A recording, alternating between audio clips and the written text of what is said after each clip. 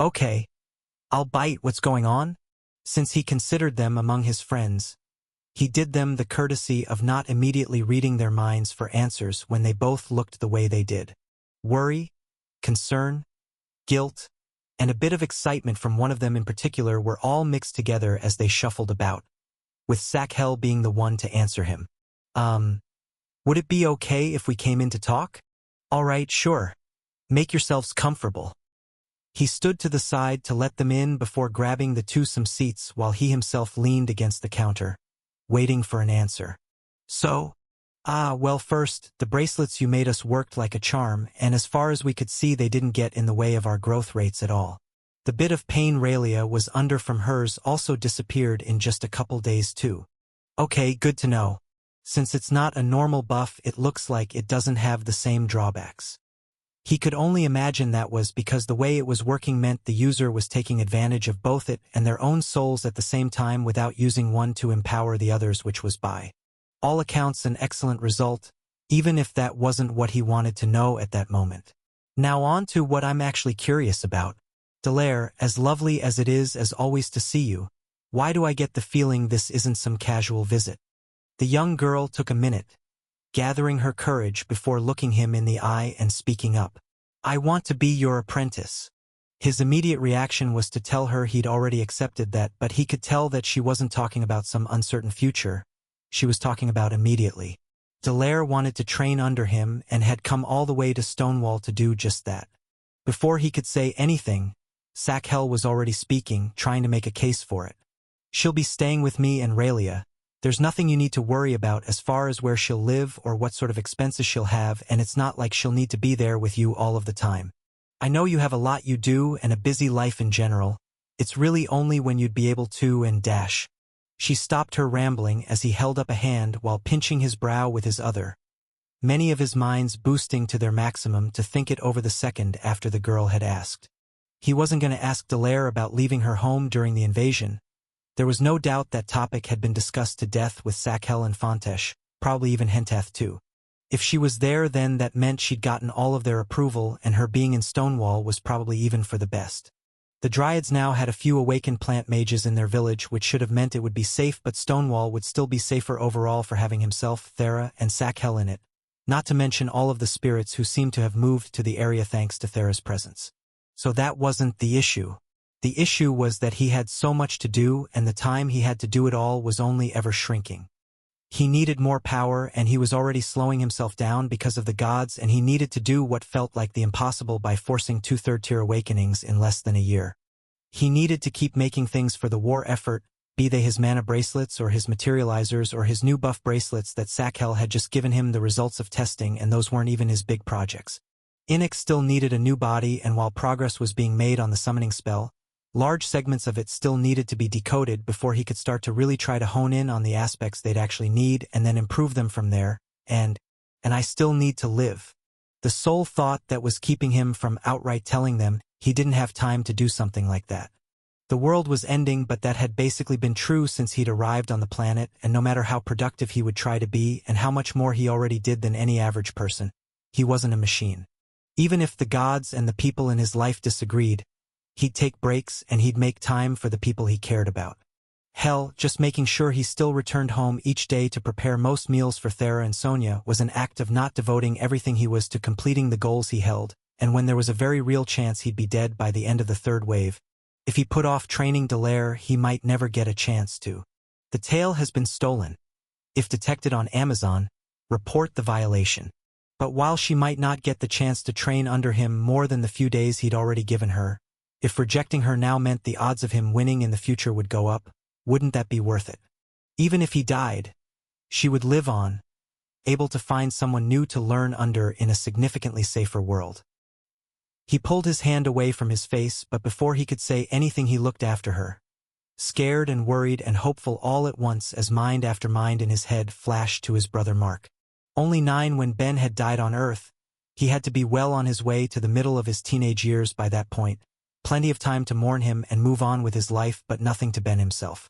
Someone he'd loved dearly and been ripped from without the chance to say so much as a goodbye, and now here he was, standing in front of another child he'd grown close to who only wanted a bit of his time with whatever she thought she had left. Dallaire was young, but she wasn't naive. She no doubt understood that their odds were terrible overall, and she still wanted to spend the time she had left learning from him, making a choice for how she'd spend the rest of her days and asking him to accept it. Damn it, Sakhel. How exactly do you expect me to believe you'll look after her? Ben asked.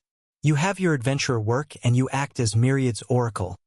Don't tell me you're giving up work on both of those fronts? Well, no, but dash. But what? If we're both out of town at the same time for different things, are you just going to leave her alone for days? Or are you getting someone else to watch her when she's basically spent her whole life in a small village where she knows everyone? If that happens, then I'll work something out. I have non-adventurer friends in town. It wouldn't be impossible to ask one to look after her for a few days if it came up. Ben sighed. Yeah, so we might have days or weeks at a time when she wouldn't be training with me and wouldn't be with the only family she has here while the world is ending. A time that I personally think being with family is more important than anything else, and I think you can probably guess why. Sakhel knew his status as one of the summoned, and while he hadn't gone into detail about it talking with her, he knew a bit of it had come up during the Life Tower while she'd spoken to Steph, and he wouldn't have been surprised if she'd asked Myriad about it later. If they were going to die, he didn't think she should be doing it so far away from her mother and great-grandmother and the rest of her family, and he must have been making that more clear than he'd meant to.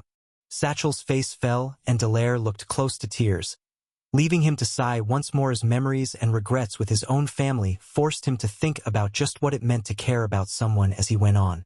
Which is why, since she's going to be training under me for the months we have left, we're going to need a better solution than the loose plan you made on the way here. You mean? Dallaire asked, light and excitement returning to her eyes. I've already told you before I'd take you as my apprentice, and I already think of you as having the role anyway, so yes, with the time we have left I will train you. For the record though, there's literally no reason I couldn't have gotten some heads up about this through Myriad. Dallaire was already hugging him in joy while Sakhel just looked relieved in the end, saving her from a very awkward trip back to her village with that leaking through to her voice as she spoke up. In my defense, I did try to let you know that way. Not to my knowledge you didn't. Well, when I told Myriad he told you'd give in, so I should just bring her back with me. He muttered something about payback after, but I didn't really catch it. Man, I have been being such a good apostle recently. What the actual hell? Ahem. So do you have a better idea than having her stay with me? Sakhel asked, switching the topic away from whatever guilt their god held for keeping that encounter a surprise. Yeah, and if you don't like it, well, you'll just have to deal. It's only you and Raylia living together, right? You don't rent a room to go to. No, why would we? Just considering your village's comfort. Okay, well, Dallaire, since you're already here, it looks like you get to help me with our first bit of work. We'll be constructing a mini-gate and keeping one end in your dear cousin's home. Which means we're going to have to try and deliver the other end sooner than later, preferably even tonight, which means asking Thera. Okay, here's hoping she had a good day before I ask her to help fly us out there. Feeling the spell she'd placed at the beginning of the day start to fade, Thera reached out around her once more with both her senses and her mana to again cast her earth healing. A wasteful spell for most people that helped produce a mild healing effect for anyone who stood within its range.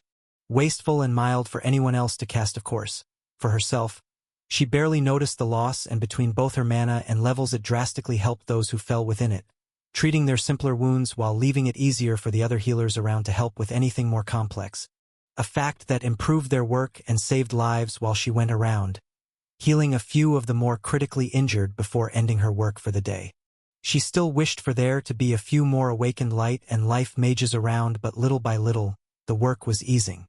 By then, every healer on the planet had to have had one of Ben's mana bracelets, and even if it wasn't to the point of awakening, with how much they were all being worked, the majority of them had to have gained a level since the second wave's end. It still didn't feel like enough, far from it, but it allowed her to leave a little earlier without any guilt so she could focus on other aspects of her training. With that being her intention, she went on her way to the gate network nearby. As unreasonable as it felt to hope, she wanted to get her earth magic to the level of a contender before the third wave, and there were a few other skills in her arsenal that would be good to raise up too.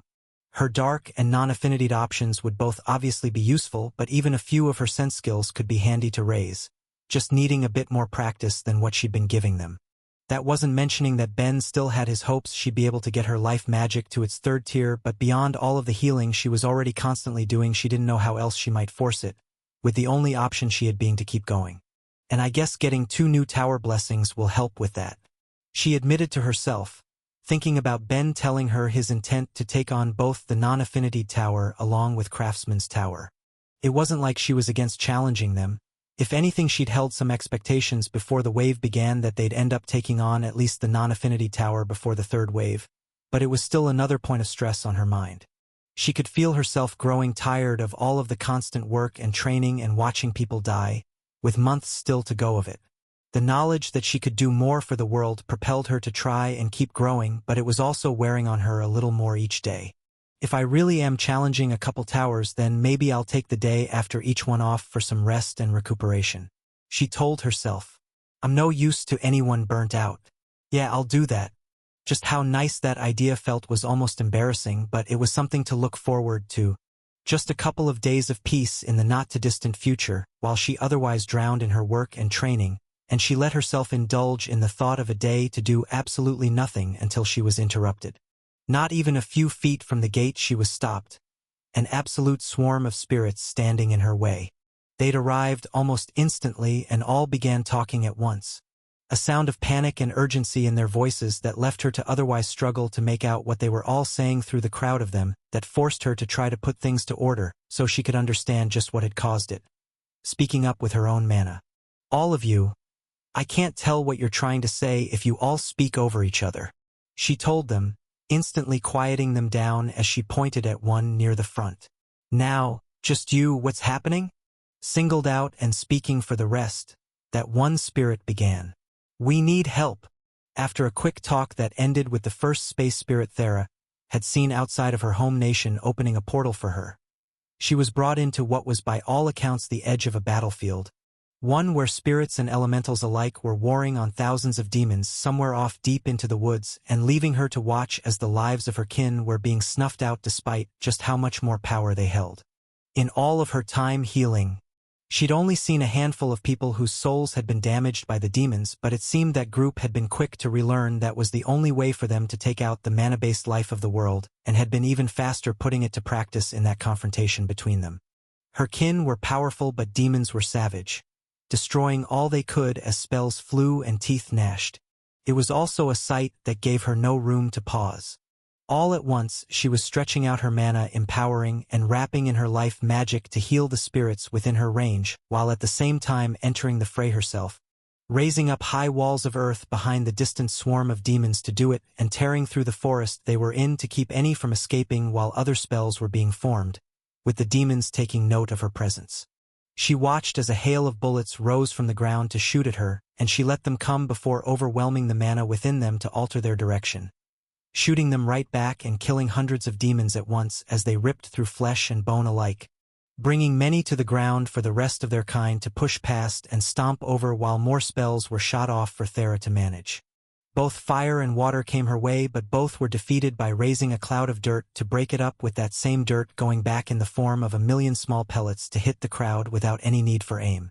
It was the less physical magics that were a greater problem, but where she lacked, the spirits and elementals were there to assist, protecting her from the harder applications there were to block, while they in turn carried out their own attack, granted leeway both by Thera's help and healing that made the tide of battle turn significantly less even as the demons' numbers dwindled, breaking them down until there was none left and letting her nearly collapse in relief.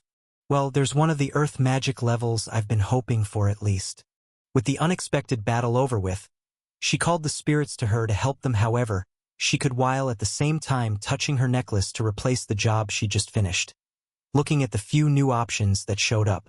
Available jobs: musician, professional dancer, bard, darkness mage, charm specialized, staff user, empathy mage, barrier mage, a high crystallization mage, heretic, a mathematician, apprentice chef, a master of all, spirit embodiment, stolen story, please report. 2 new choices to look at, with Ben having been right that she'd get the chance to take Master of All, leaving it less curious to her than the second one. Spirit embodiment, almost certainly something she'd gained for finishing Master Spirit Mage, even if it was less than she'd been hoping for. What she desired was new options for each of her magic branches, at least her affinitied ones, but what she'd ended with was so much less. It's fine, she told herself. My spirit-themed jobs have always been good ones. I'm sure that one will be as well, leaving me only with the question of what to take now. The choice was between her new ones, that was obvious enough, and both were perfectly reasonable options.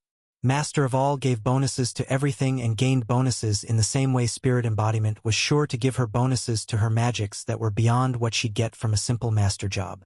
In the end, it was the latter that made her choice. As nice as bonuses to everything could potentially be, she cared about her magics the most, and getting that job would let her raise them easier than the other. It was as simple as that, so with nothing else to think on, she gave her choice and let the notifications for it fill her head. Name: Thera Oris.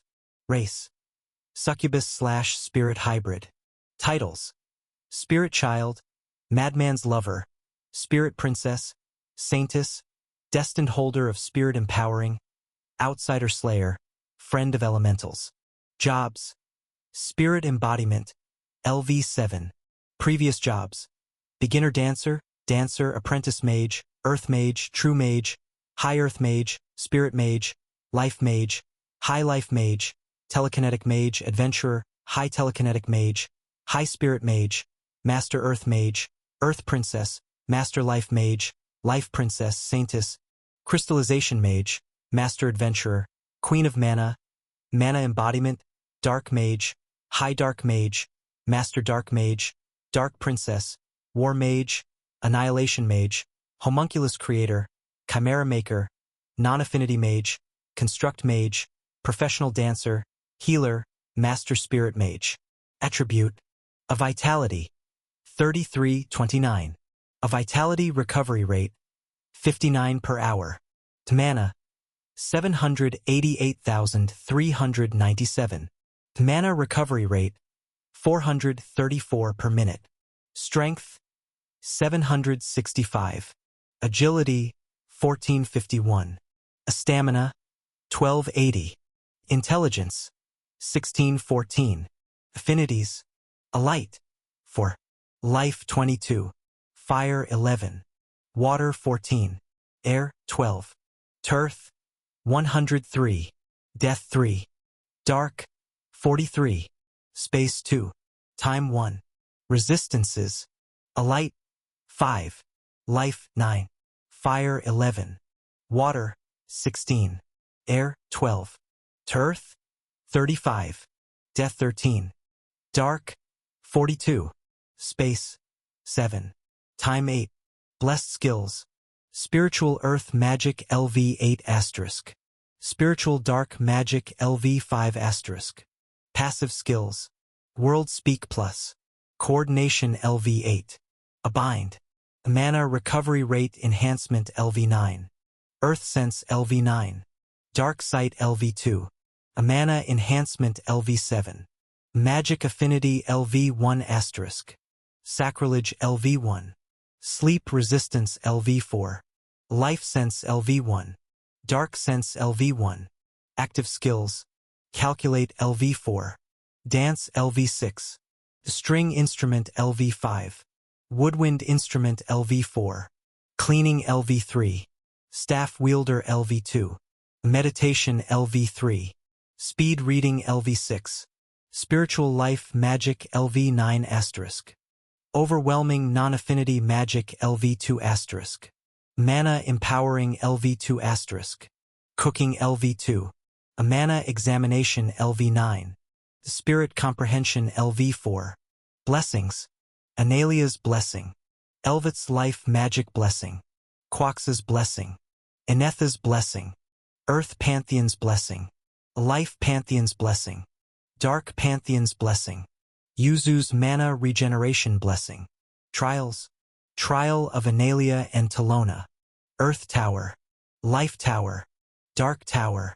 No new skills with it, the job at the very least came with plenty of levels she'd wanted.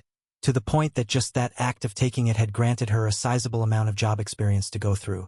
If it yielded her passive experience simply through existing as a half-spirit, then it would be all the better, but that was something she wouldn't be seeing for sure until the next day at the earliest, and with that out of the way she continued on treating the spirits with her, healing the ones still around to benefit from it from there.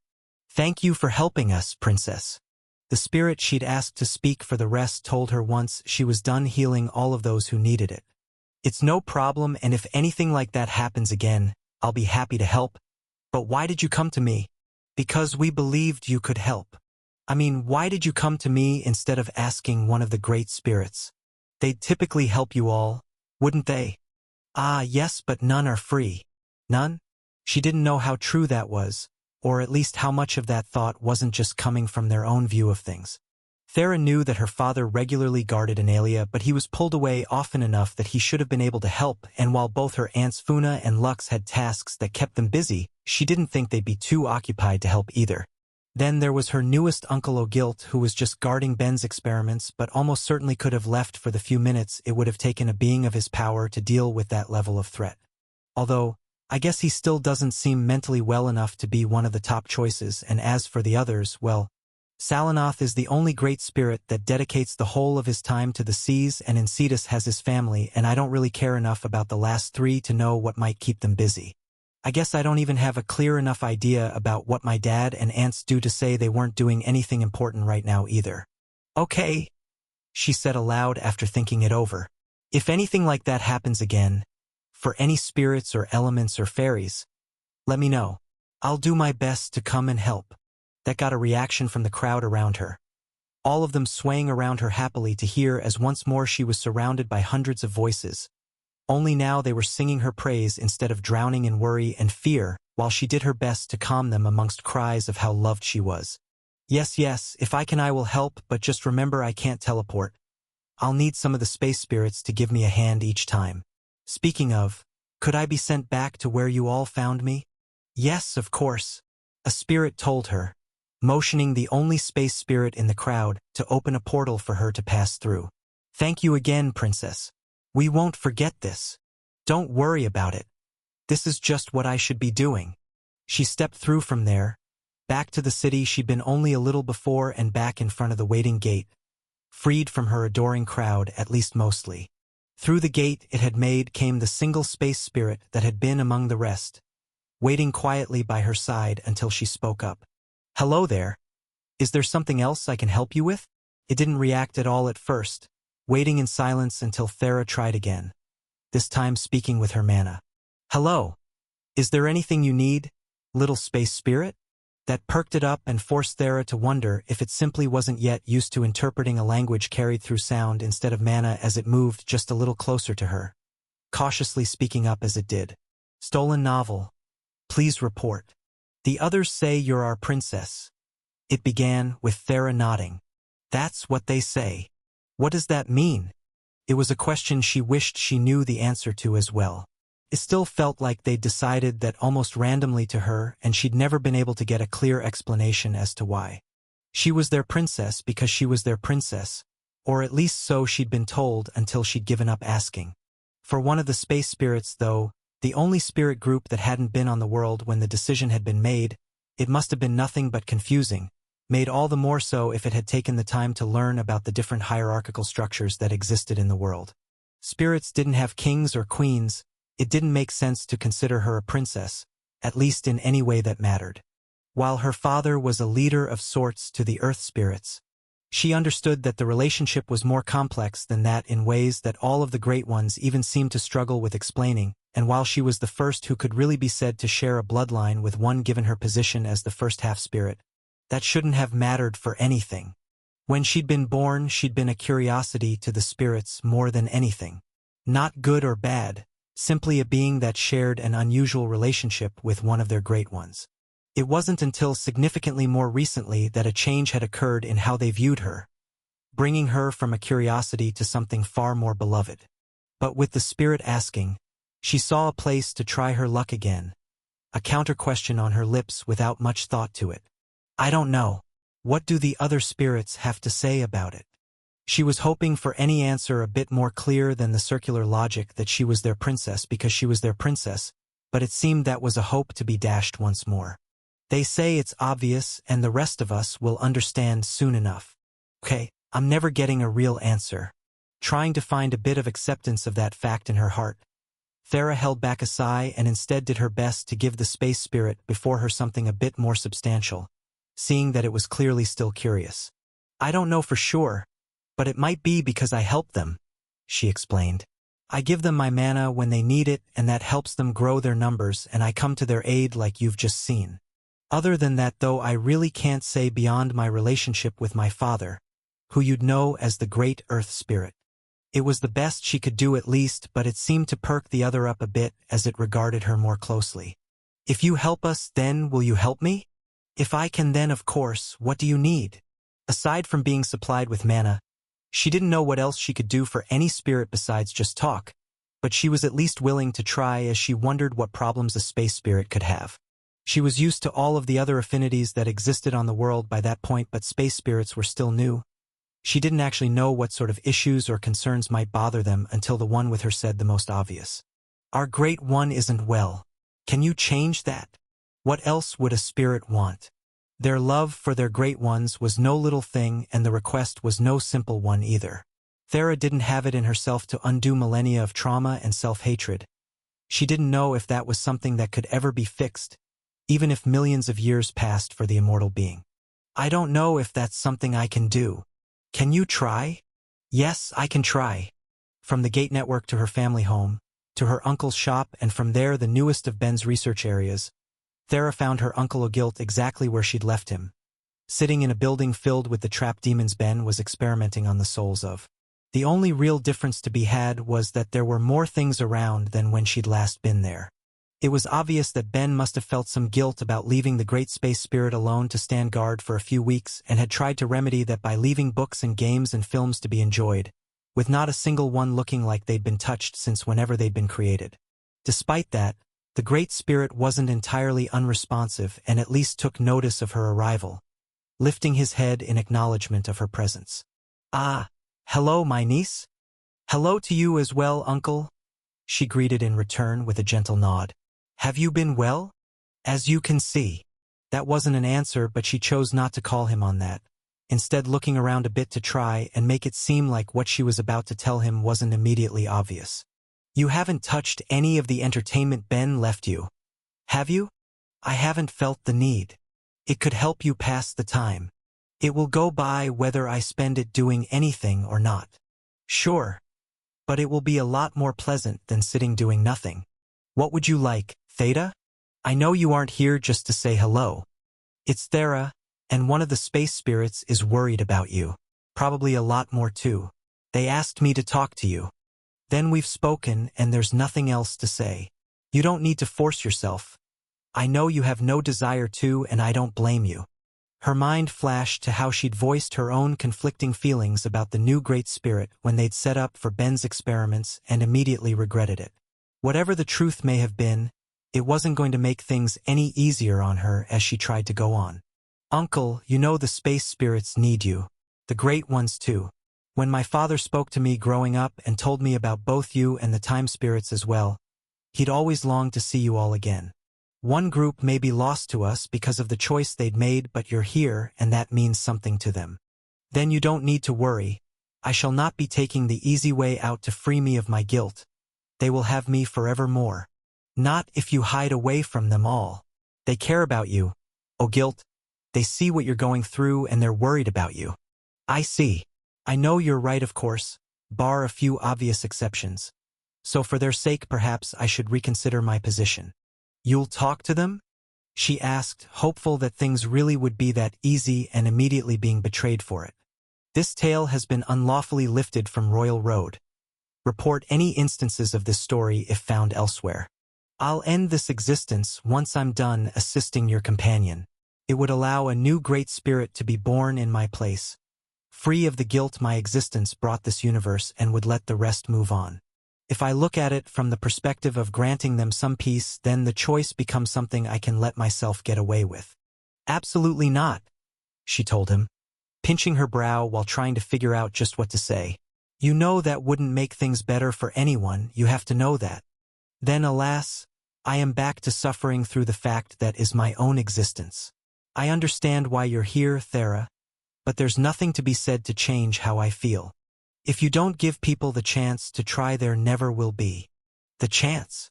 He laughed for the first time, coming out as a hollow, empty thing.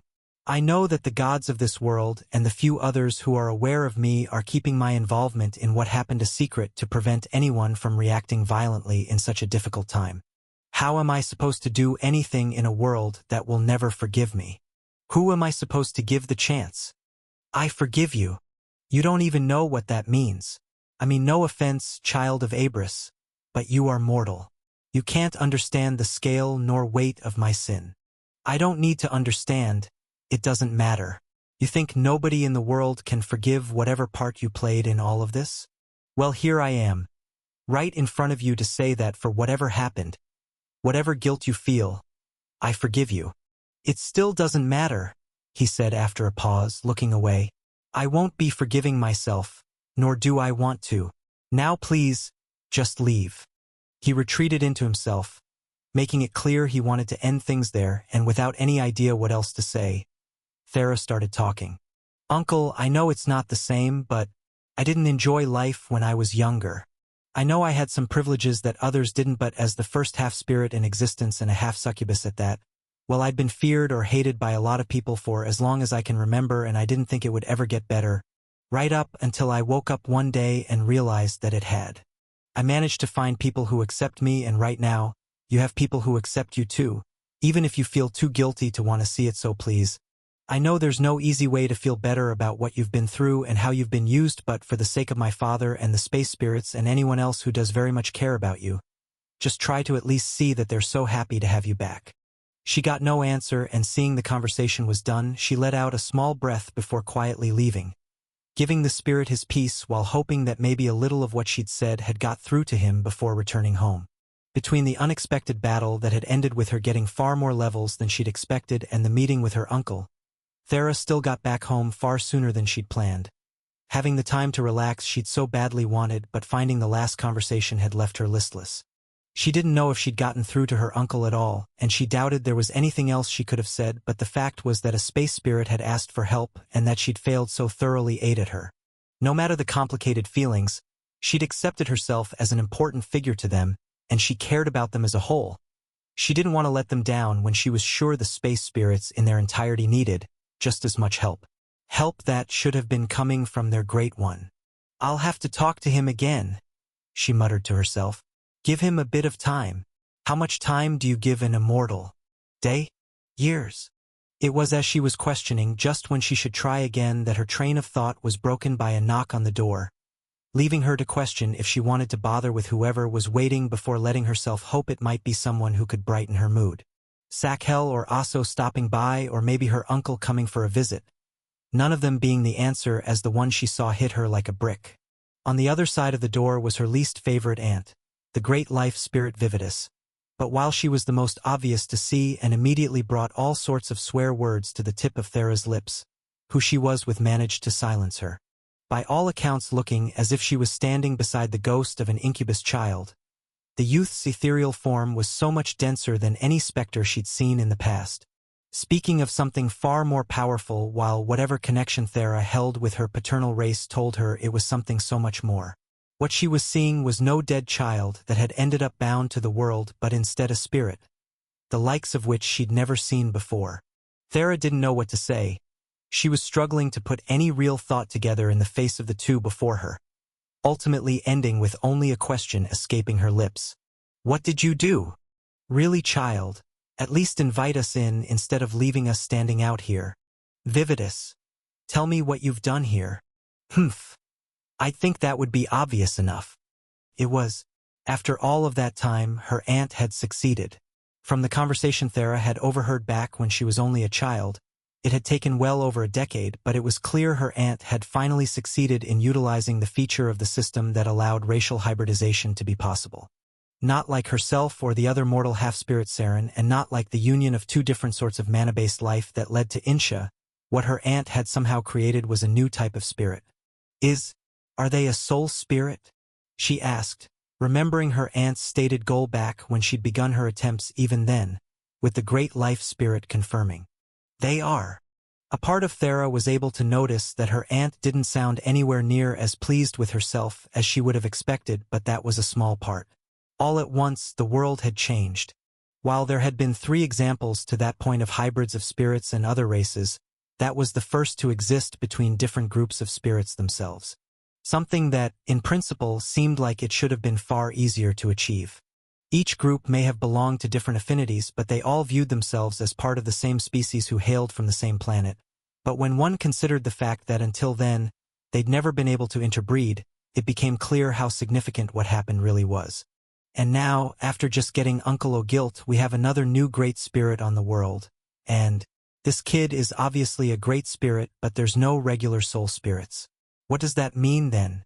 Infinite hells, what does it mean for a great spirit to be born in general? Thera knew how new great spirits came to be, no matter how incredibly rare it was for one to die and be replaced.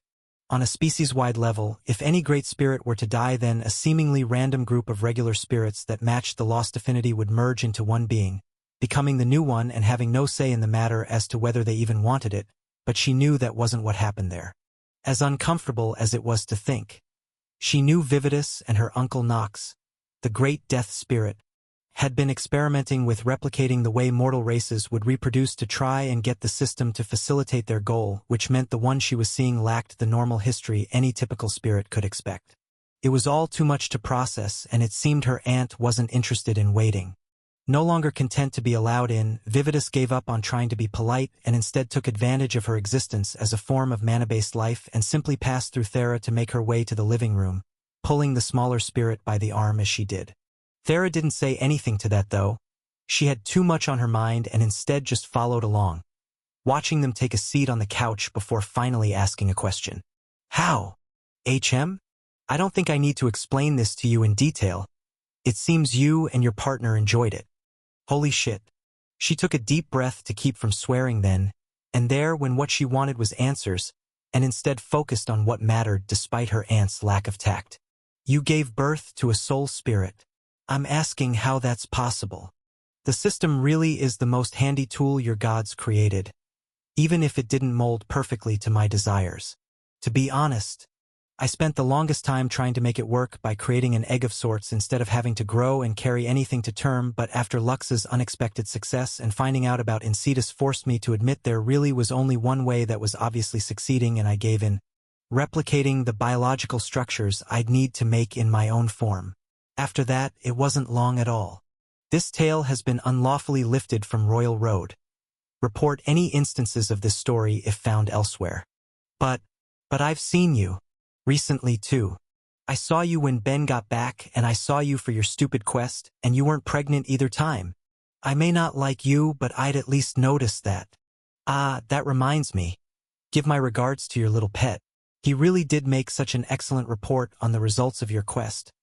I believe you're one of the people I'm still waiting on getting observations from, but his alone managed to make it worth it. It gave me plenty to consider. So incredibly not the point. Don't be so testy. It's just something I thought I should mention. As to when, though, I'll admit you'd seen me recently, but by then it had already been born. You did, however, see me soon after I'd been impregnated, when you came along with your little lover along with Lux and Funa. I'm personally more surprised that any of this is a shock to you. I'd been keeping it from the lesser spirits to avoid confusing them, but by now all of the greats surely know. Her mind flashed to when she'd gone with her aunts and Ben to get him some homunculi made, and how tense the encounter between the great spirits had been. Getting no answer then, but having it now. Vividus had been limited in her mana at the time, just like Lux had been when she'd been pregnant with Saren and had to have been at the beginning of her own pregnancy. Too soon to show it if she had at all. Considering the child born had to be made of mana, it wouldn't be unreasonable to think it might not take up too much space, but that only brought another question to her head. That meant the soul spirit was a few months old, tops, but if she were to judge them based on the appearance they took, they had to be roughly 10 years old. Obviously, the appearance didn't actually matter. Any great spirit could alter their form in whatever way they chose, but it raised the question of just how old it was going to be mentally. Since great spirits were normally the culmination of multiple regular spirits, they held the knowledge and memories of the ones they'd come from before merging and growing into something more, and as for when a regular spirit was born, it would be birthed from the combined mana of the multiple spirits that worked together to create them, inheriting enough of their parental memories to already be considered full-fledged spirits. There was no juvenile stage in their lives. But none of that really matters. Whatever curiosity or complication she might have felt, none of that was really the point or what needed to be asked. There was only one question that mattered, finally being spoken. Okay, whatever then, I don't care. Why are you here? Ah, we can finally get to the crux of it, lovely. I'm here to leave it with you. Viv, what the hell are you talking about? It was only then her aunt seemed to deflate a bit, sighing in her disappointment. As interesting as the result might have been, it hurts to admit, but it turned out to be a failure. All of the power of a great spirit but no willingness to use it no matter what I do, and worse, it seems to have taken on the biology I've been forced to mimic to some extent, with its mind matching its image. Still, seeing as how you turned yourself into something of a success despite your lowly beginnings, I thought I'd leave it with you to see if you could make anything of it. What? Is it so shocking? You went from being able to do nothing with your mana other than annoy the people around you into one of the more powerful mortals on the planet. The issue obviously isn't exactly the same. It can use its power, it just won't, but I don't have the time to try and turn it into something better when it's going to resist at every turn. Vividus, you're talking about your child. A child that hadn't said a single word the entire time they were there, sitting quietly like it had been made to do and not moving beyond that while it was forced to listen to the back and forth as Thera questioned its existence while what was by all accounts its mother sought to get rid of it. The great life spirit had said its mind matched its form and Thera could only take that to mean it was mentally young in a way spirits normally just weren't, its nature affected by the unexpected aspects of the system itself. I don't know what you expect that to mean to me. I'm not so sentimental like your own father or Lux, and I'm not the fool Insidious is. I have no use for something that doesn't work. If you can't turn it into something useful, then by all means send it off to figure things out itself. That might at least force a bit of the growth I haven't been able to manage myself. Closing her eyes and pinching her brow, Thera took a deep breath before speaking again. Vividus, get the hell out of my home. I'll take that as agreement then. Do let me know if you make any progress. Before Thera could curse her anymore, the great life spirit was gone, leaving only herself and the child with the question of what she was supposed to do from there. Thera knew she wasn't the best with children. It was something she'd improved on drastically since she'd started working at different hospitals and clinics, but the concern about it still lingered, and now here she was, having just taken in a child like no other. She couldn't help it though. Hearing her aunt talk like that hadn't given her a choice. The indifferent, dismissive attitude she'd shown her own child just because it wasn't good enough in her eyes brought back too many memories from her own youth of people knowing what she was and her inability to live up to whatever potential they thought she should hold. It was as disgusting as it was maddening, and all of it tied together to force her to figure out how to deal with the situation from there. How did one look after a juvenile great spirit, something that had never once existed before, with no warning to work off of? A being with the sort of power and skill that could not only wipe out armies but single-handedly manage an invasion point? Just thinking about it was leaving her lightheaded, but she forced herself to change her way of thinking. It didn't matter how much or little power it might have held. She wasn't interacting with a great spirit right then. She was dealing with a child and by all accounts intended to treat it as such. Crouching down in front of it where it sat, she did her best to wear a comforting smile as she began talking, mentally screaming at the fact that the back and forth between her and her aunt had happened right in front of it and some of her own lack of restraint when talking to their mother. Hello, sweetheart. I don't know how much you know about me, but I'm the daughter of the great Earth Spirit, which means the two of us are cousins. My name is Thera. Can you tell me yours? The fact that her aunt hadn't even seen fit to mention what her child was called was a whole new reason to try and hide the anger she was feeling inside, with it only becoming tougher with the answer she got. Staying quiet at first, seeming more hesitant than anything else, it eventually spoke, even if the young soul spirit seemed withdrawn into itself. I don't have a name. Pardon. Thera asked, feeling the smile she wore take an uncomfortable edge that she tried to suppress. Spirits don't need names. They're used for mortals. It sounded more like it was repeating something it had been told more than anything else, and while that may have genuinely been true for any typical spirit, she couldn't help but question if it really was in that case here. Vividus had said the spirit in front of her was unusual due to the system effect that created it, who it was reflected in its form, and by all accounts, its form was that of an incubus child, something that very much needed to be named. Still, her disgust at the young spirit's mother was nothing new, even if it was growing to previously unfelt proportions, and she tried to keep that to herself while explaining as gently as she could. Well, maybe that's typically true, but names can be nice to have, and I happen to be immortal. So is there anything you'd like me to call you by? It doesn't matter. In that case, would it be okay if I think of something? The tail has been illicitly lifted. Should you spot it on Amazon, report the violation. If you want. All right then, let's see. Oh gods above, how do you pick a child's name? It was something she never expected to have to do. To have it so suddenly dropped in her lap left her thoughts filled with plenty of not very good ideas. All right, well first, would you say you consider yourself male?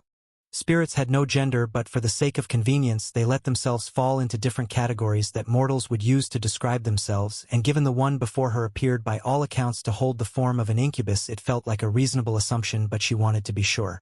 If the young spirit's mind matched the body it had, then it was likely it wasn't consciously choosing to look like that, with that assumption feeling all the more likely since if Vividus wasn't willing to give them a name, she almost certainly wasn't going to tell them to take on the form of a mortal instead of existing as a dense point of mana. Of course, it could have easily viewed itself as female or something lacking in gender altogether, or even one of the less common options that existed in the world where reproduction was split between 3 or more individuals instead of 2. Thera just wanted to try and get anything she could to narrow down what she might call it, and after seeming to take a second to think about it, the spirit answered her. Spirits aren't gendered. And that's fine, but we're talking about you. How do you feel? I feel male, he shrugged, hesitance at his answer coming across as he spoke, even if he couldn't see the point of the question while she nodded. I see, all right then, how do you feel about the name? Mora? She eventually asked, settling on a slightly less common incubus name she liked while he seemed to think it over for a second before nodding. I guess that's fine, he told her before a small twitch gave something away. The systems acknowledged it too. I should have definitely given it more thought. It hadn't occurred to her that he'd get a system notification for it, making it official in a way that she was sure most people experienced but no one remembered. Names were reflected in one's status. Why wouldn't there be a notification for getting one? The only reason she'd never considered it before was because she'd never heard it talked about, and that had to just be a result of the majority of people getting theirs when they were born. Now though, knowing that what she'd bestowed with so little thought was being treated officially by the system, made her mind flash to all sorts of other options before she quieted it down. It didn't matter, even if she gave it some extra thought. Mora was a perfectly fine name, and any doubt came from the fact she hadn't been prepared for something like that. It was nothing to worry about compared to the fact that she'd just taken in a child.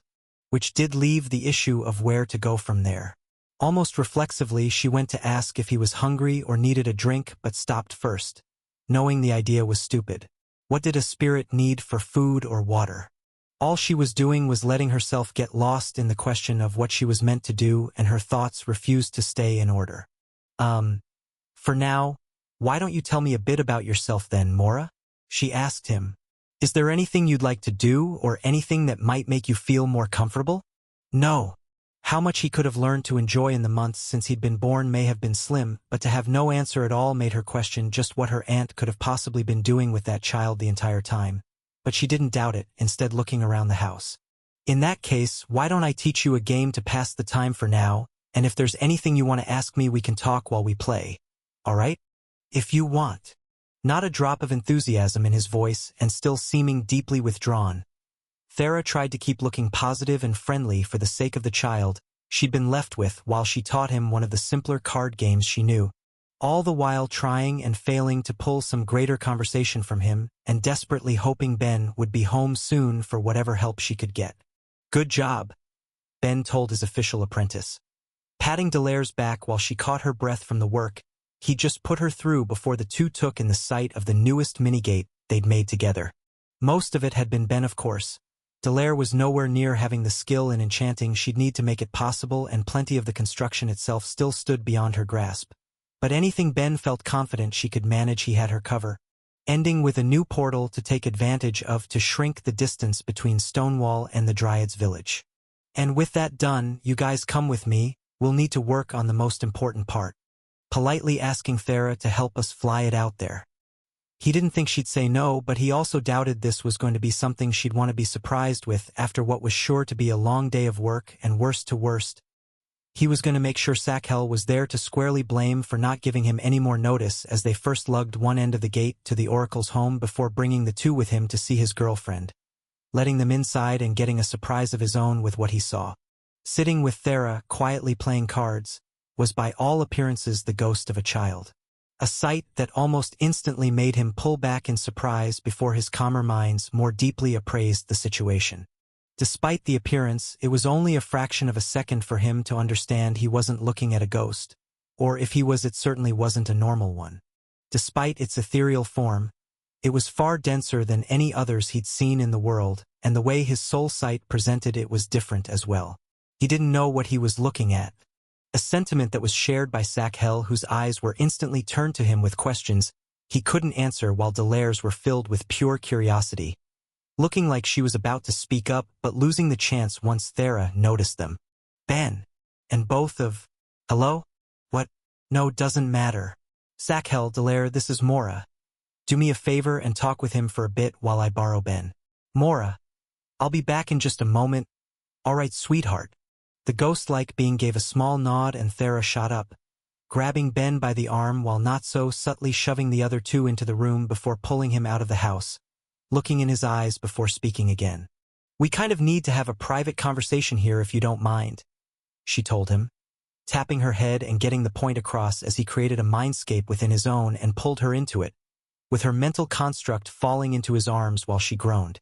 So, it looks like you've had an interesting day, he said, with dozens of questions filling his thoughts that she answered without any further prompting. Vividus finally succeeded in having a kid. Wait, what? So is that Dash a great soul spirit, yeah? Ben had gotten to relive the conversation Thera had overheard all the way back when they'd taken on Analia's trial, and he understood the significance of what that meant, at least to an extent. Not just a new type of spirit had been born into the world, but a new type of great spirit with all the might such a thing implied. To have something that powerful join the world could only be a boon, all the more so for the type of magic it held. Unauthorized usage. This tale is on Amazon without the author's consent. Report any sightings. While roughly equivalent to the 9th level of a second-tier magic, Ben didn't actually know if a great spirit's magic would really be less valuable than a third-tier soul mage's on a purely technical level. The soul mages were those who had elevated their magics to the realm of godhood, but from what little he understood of it, a great spirit's magic was more akin to the culmination of the skills within an affinity tied into the magic it would wield. Add in just how ridiculously high that affinity was, along with a mana pool that could potentially reshape the world itself, and the potential that came from the birth of such a being couldn't be understated. Elvit and Yuzu would apply their spells to handfuls of promising individuals to try and help them grow beyond their limits, but with the sort of power a great spirit wielded, potentially an entire city's worth of people could have been helped to grow, maybe even more. Whatever there was to be said about Vividus's personality, the outcome she'd managed was incredible, or at least it should have been. Given Thera's mood, though, along with the noticeable absence of the one who'd birthed the spirit, it became clear there was significantly more at play. Alright, so the world has a great soul spirit right now. Very cool, so why does it have you looking like that? He could tell Thera was angry and frustrated and feeling completely out of her depths, leaving her to groan again as she closed her eyes and buried her head in his chest. Because my stupid aunt is an absolute monster, and I'm pretty sure that now I can't get to live out my dream of murdering her one day without making things even more complicated than it already would have been doing that. Because apparently Mora doesn't want to use his power, and due to a quirk of his birth, he seems to be mentally about 10 years old. An incredibly withdrawn 10-year-old at that, and since my stupid bitch aunt was very clear that she views him as a failed experiment right in front of him, I can't exactly say I blame him if that's what he's been dealing with the entire time since he'd been born, and long story short, she decided since I managed to make something of myself to leave him with me.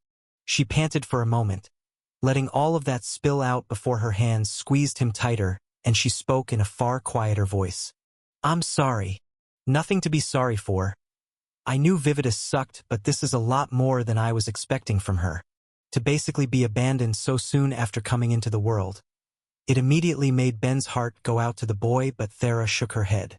I'm sorry because I basically just adopted a child without talking with you. But I couldn't just leave him alone, and it sounded like Vividus was just going to toss him out if I didn't take him, and dash. Thera, he cut in. It's okay. I wouldn't expect you to throw any kid out to the streets, let alone your family. If things are hard, then we'll work it out. It's as simple as that. Ugh. I should have spoken to Auntie too, seeing as how I live with her. Sonia will be fine with it. If she's home later, we can talk with her then, and it's not like there isn't a spare bedroom now that we're sharing, and we can work through things from there. No more sorries. Okay, thank you. All of this has just stressed me out a bit. A lot. Thinking about it for the last few hours has been driving me crazy. She sighed, sounding a lot more calm than before as she pulled away to look him properly in the eyes. So that was the biggest part of my crazy day. How about you? Why'd you bring those two back tonight? Why's Delaire even in Stonewall? A slightly less long story, but I brought them back with me to ask for a favor, with absolutely terrible timing from the looks of it. If it's something I can do without leaving Mora by himself while taking my mind off the rest, then I'd love to. I will take literally any distraction right now. Okay, that works. So long story short, I decided to officially start training Delaire, but seeing as how the world is ending and all, I don't want her to be so far away from home, so to fix that I'm just looking to drop off one end of a minigate in her village. All that we need to do is actually get there. Thera was more than happy to agree, wanting the change of pace that would come with a quick trip through the sky, and with that sorted they grabbed the other three and went off, taking his gate to the magic towers from there and the world's gate network beyond before Ben helped Thera spend her mana, working together to materialize a cart for them to use to take them to their final destination under her power, which only left the ride there to deal with. Sakhel was fine. She could manage herself, but there were two children with them, one significantly more complicated than the other. Just hearing from Thera was enough for Ben's heart to go out to the young soul spirit, brought into the world for someone else's convenience and abandoned when he didn't immediately make himself useful, but that was a fact he couldn't help but be curious about too. From what Thera had told him, it didn't sound like Mora was incapable of using his powers but was instead choosing not to for whatever reason. A wholly different topic that was going to need to be explored eventually. But not then. He wanted to use the time to talk to the boy a bit himself when he had the chance, but the child had already been pulled into a one-sided conversation. With his young apprentice showing she was just as capable of being social outside of her village as she'd been within it, and continuing on with what Thera had asked of her before they'd left, saying whatever came to mind. So, you're not a ghost then? The girl asked, her eyes wide with curiosity that Mora barely reacted to. No. But you're a little see-through. I am. But nothing can go through you? Unless I let it. Really? Let me try. Fine. Delaire immediately reached out, watching with pure interest as her hand went through Mora's chest while Ben smiled, hoping a friendship would bloom there for whatever bit of help it would bring, while he did the small bit he could, cheating by reaching out with his skill to glimpse into the Great Spirit's mind. He wanted to get a sense for the boy to see if there was anything he might do or anything Mora might need, but what he got went beyond that. The mental structure he was feeling was somewhere between the other Great Spirit's minds he'd touched and that of any young incubus he'd passed walking through the streets of Analia. His senses more attuned to life and death and souls, yet holding a far more mortal mental structure, despite that, as a few of Ben's minds wondered briefly on just why that was. He would have thought that even if it was unnatural for the species, two spirits would have produced something that would still be a spirit through and through, but when he looked at the hybrids that existed before Mora had been born, it was clear something more was at play. A Great Spirit was still a collection of mana, same as any of the regular ones, but Thera had been born with the appearance her father would use when interacting with the rest of the world instead of as just a normal succubus with overwhelming power. In Saren's case, his mother just shaped the mana that made up her body to resemble the form of a succubus, but that had led to the boy being born with a tail despite neither of his parents genuinely having one on a biological level. And then when it came to Insha, other than the color of her flames being different from a regular fairy, she looked like any other of her mother's race, almost certainly because her father had changed his own form to match a typical fairy's before she'd been born.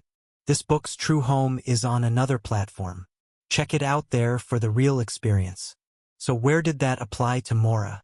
Ben knew that Vividus had taken the form of a succubus the way so many of the other great spirits did, following Abras's lead, but as for the boy's father, the great death spirit Nox, he'd taken it a step further. From seeing Thera's past and getting a glimpse of him right after his return to the world with Ogilt, he knew the man went farther, acting as the soul for the corpse of an incubus in a way that perfectly matched his affinity.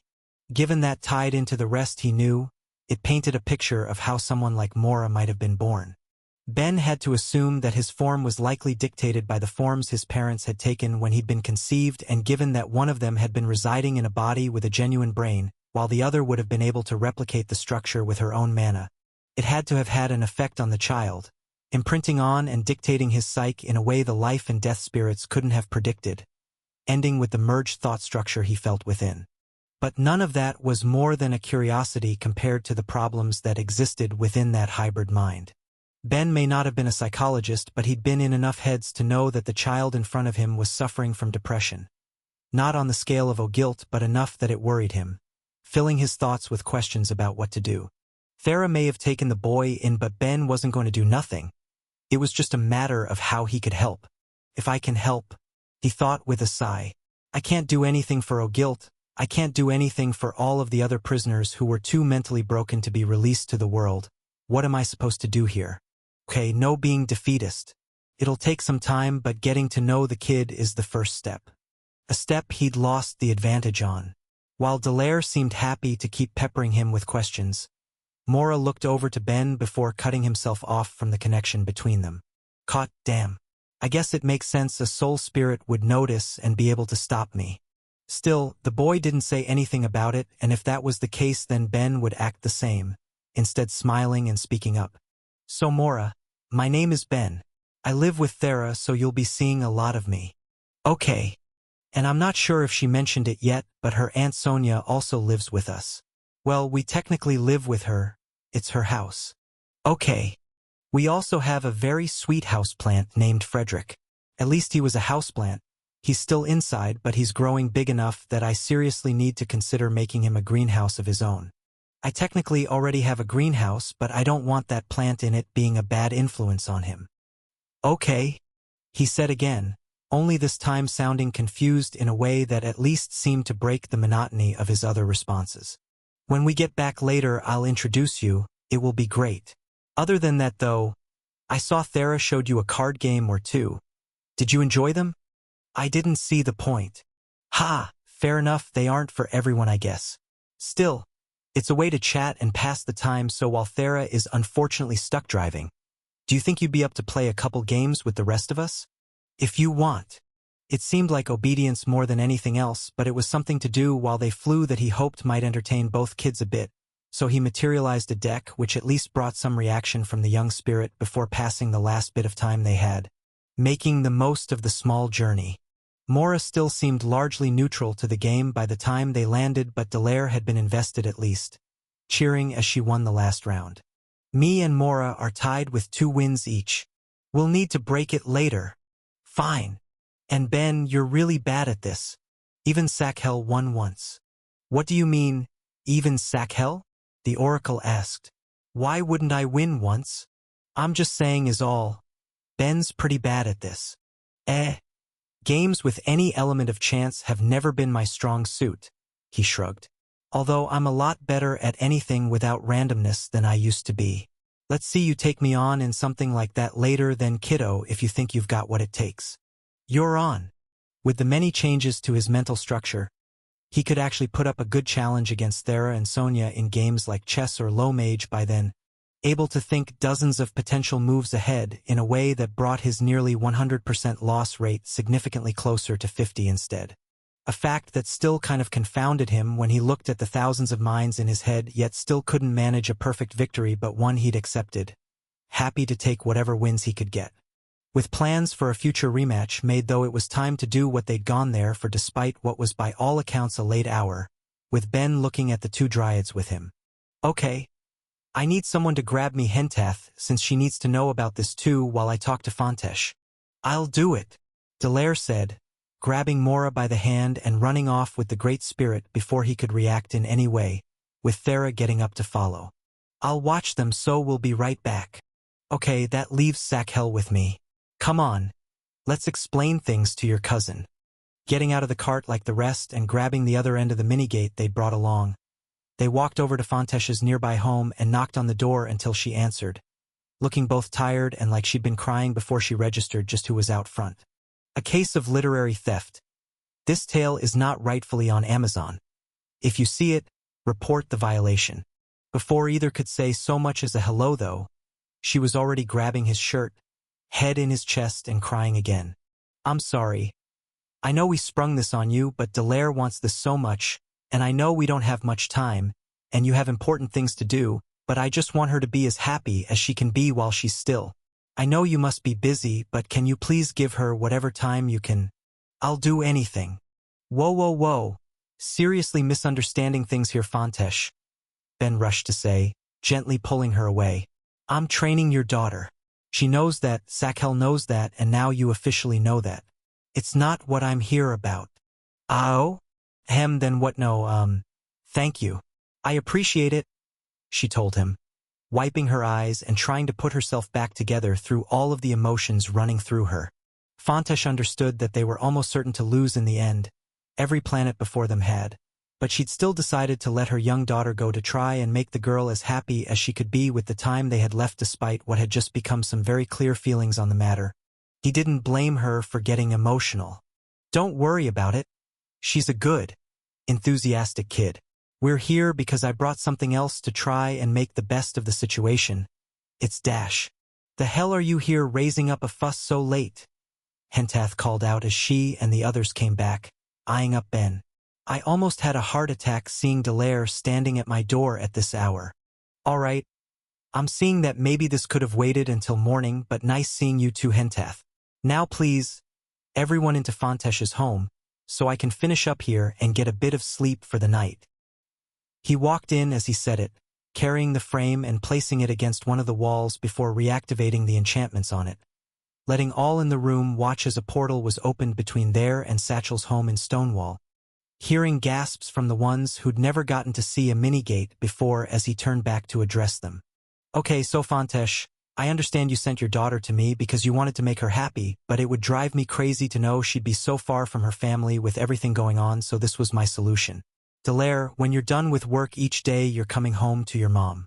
And Hentath, well, I brought you here because I assumed you'd want to be aware of something like this in your village, but it serves the dual purpose of also creating an escape route for the Dryads in the event any disaster ever happens here.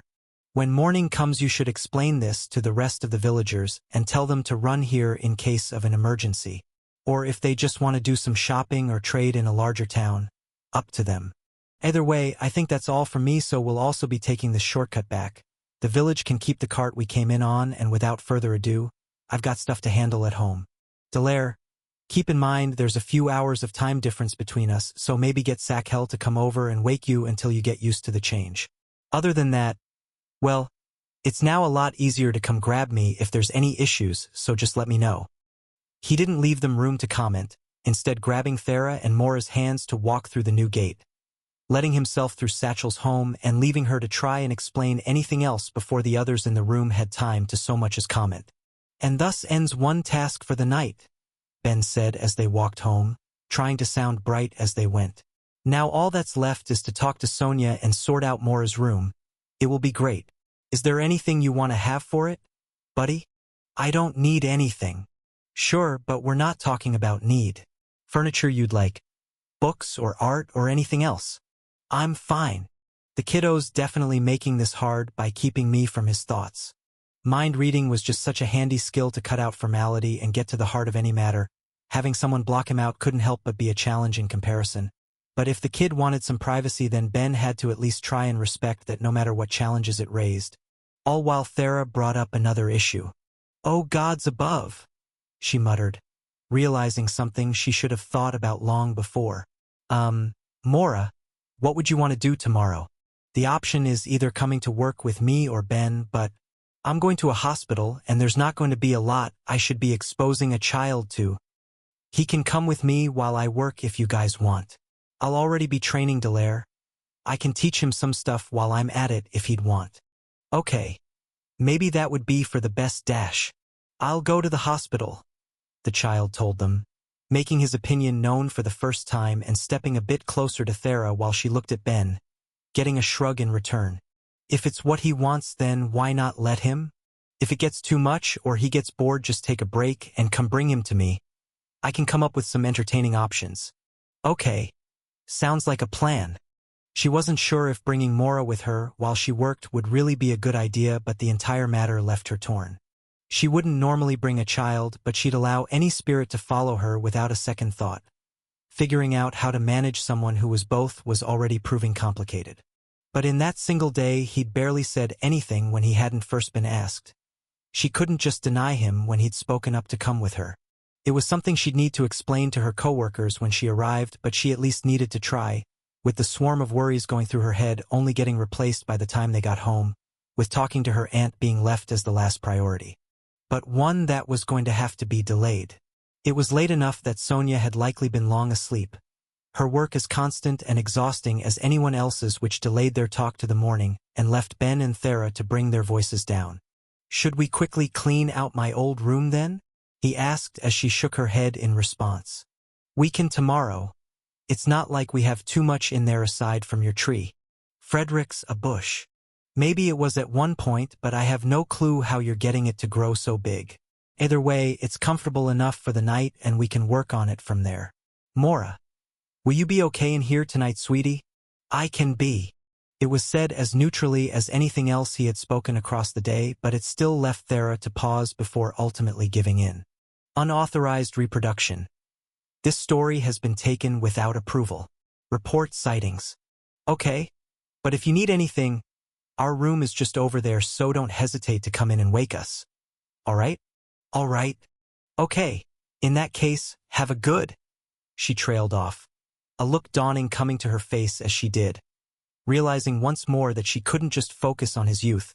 She needed to be aware of his total spiritual heritage. You don't need sleep, do you? No. Ben pinched his brow. It was a point he hadn't considered either, being caught up in the rest of the day to the point that he hadn't bothered to think over all of the implications of looking after a spirit, but that was an obvious one without much of a real solution. Mora would never sleep, but even if Ben himself could go days without by that point, he still required some, with Thera being the worst of the three for staying up, even with her levels of sleep resistance. Combined with all of their obligations in life in general, it meant that even just trying to split how much either of them got through the night to make sure there was always going to be someone with the boy would prove to be a struggle. But the alternative was to leave him alone for hours at a time. But was that so bad? He wasn't as mentally young as he was chronologically. There was no reason he couldn't spend a few hours by himself, and so long as Ben got a handful, he could wake up early to spend time with the boy. It obviously wasn't ideal, of course, but it was too late to try and figure out a better solution, leaving just how to get the child to spend his time. Mora, will you be okay for maybe 3 hours if neither of us is awake? I'll be fine. Okay. Is there anything you like to do? Books or games? The only game I've played was cards today.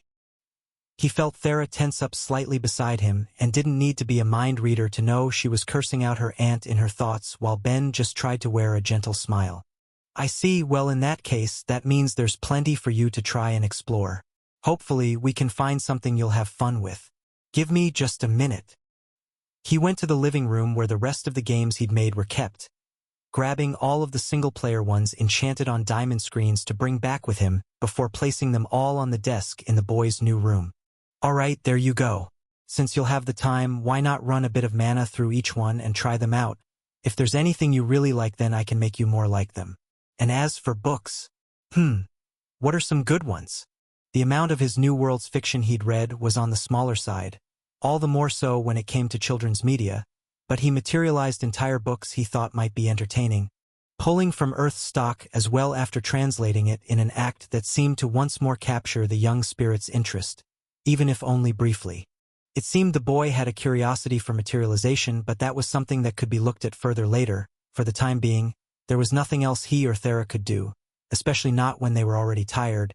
So, with more worry than either wanted to admit, they said their goodnight and promised to wake up again soon before going off to their own bed, where Thera promptly buried her face in Ben's chest. "It hasn't even been a day, and I'm already doing so badly at this," she muttered, her voice muffled as she spoke. "Ben, how am I supposed to get a kid to open up to me?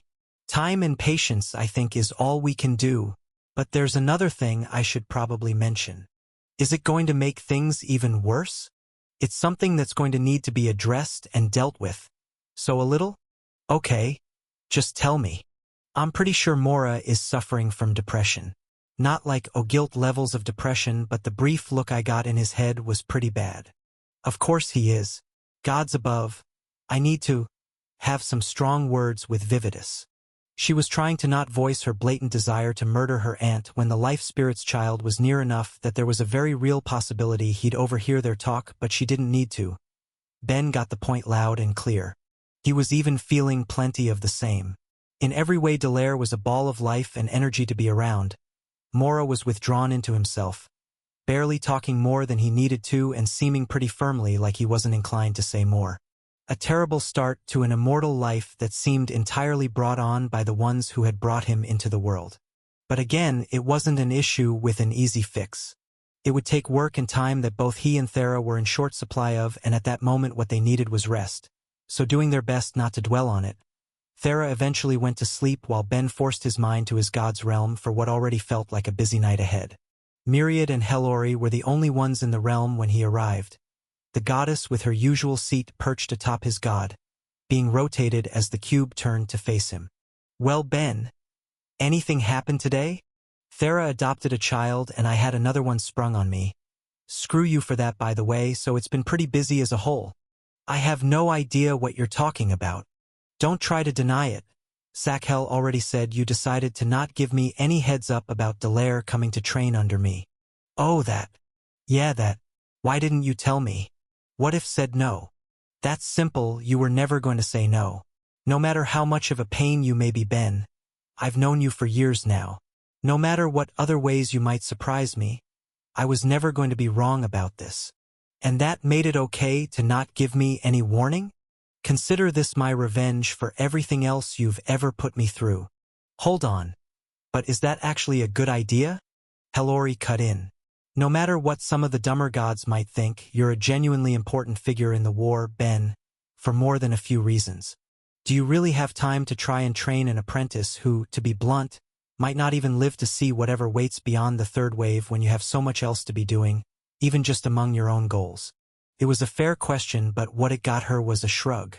"Probably not if I want to be nothing but purely efficient in the months we've got left, but that prospect went out the window the second the other gods of this world decided to get in my way. And none of that even matters because in the end, I still need to live in the time I've got left. Training up an apprentice might not be the best way to spend my time when I'm keeping the planet as my focus, but I'm looking at myself and the people I care about right now instead." She looked at him for a moment in silence before shaking her head. "Well, it's your life, so do whatever you need to enjoy it, I suppose. Now, what's this about your lover adopting a child? Did she stumble upon a war orphan? God, I wonder if that would have been less complicated. No, it's family. The great life and death spirits have succeeded in having a child together." It was an answer that got the goddess to move. In a flash, she'd left her place atop Myriad, practically flying right at him in her excitement. "Tell me everything." "There's not too much to tell. The kid was born as a great soul spirit just like they'd hoped, but Vividus abandoned him. I guess it sounds like he refuses to use his magic, so she decided to leave him with Thera to see if that would help. Oh, and as an extra fun result, however she and Nox had been raising him to that point has left him with depression." The answer left Hellori crinkling her brow.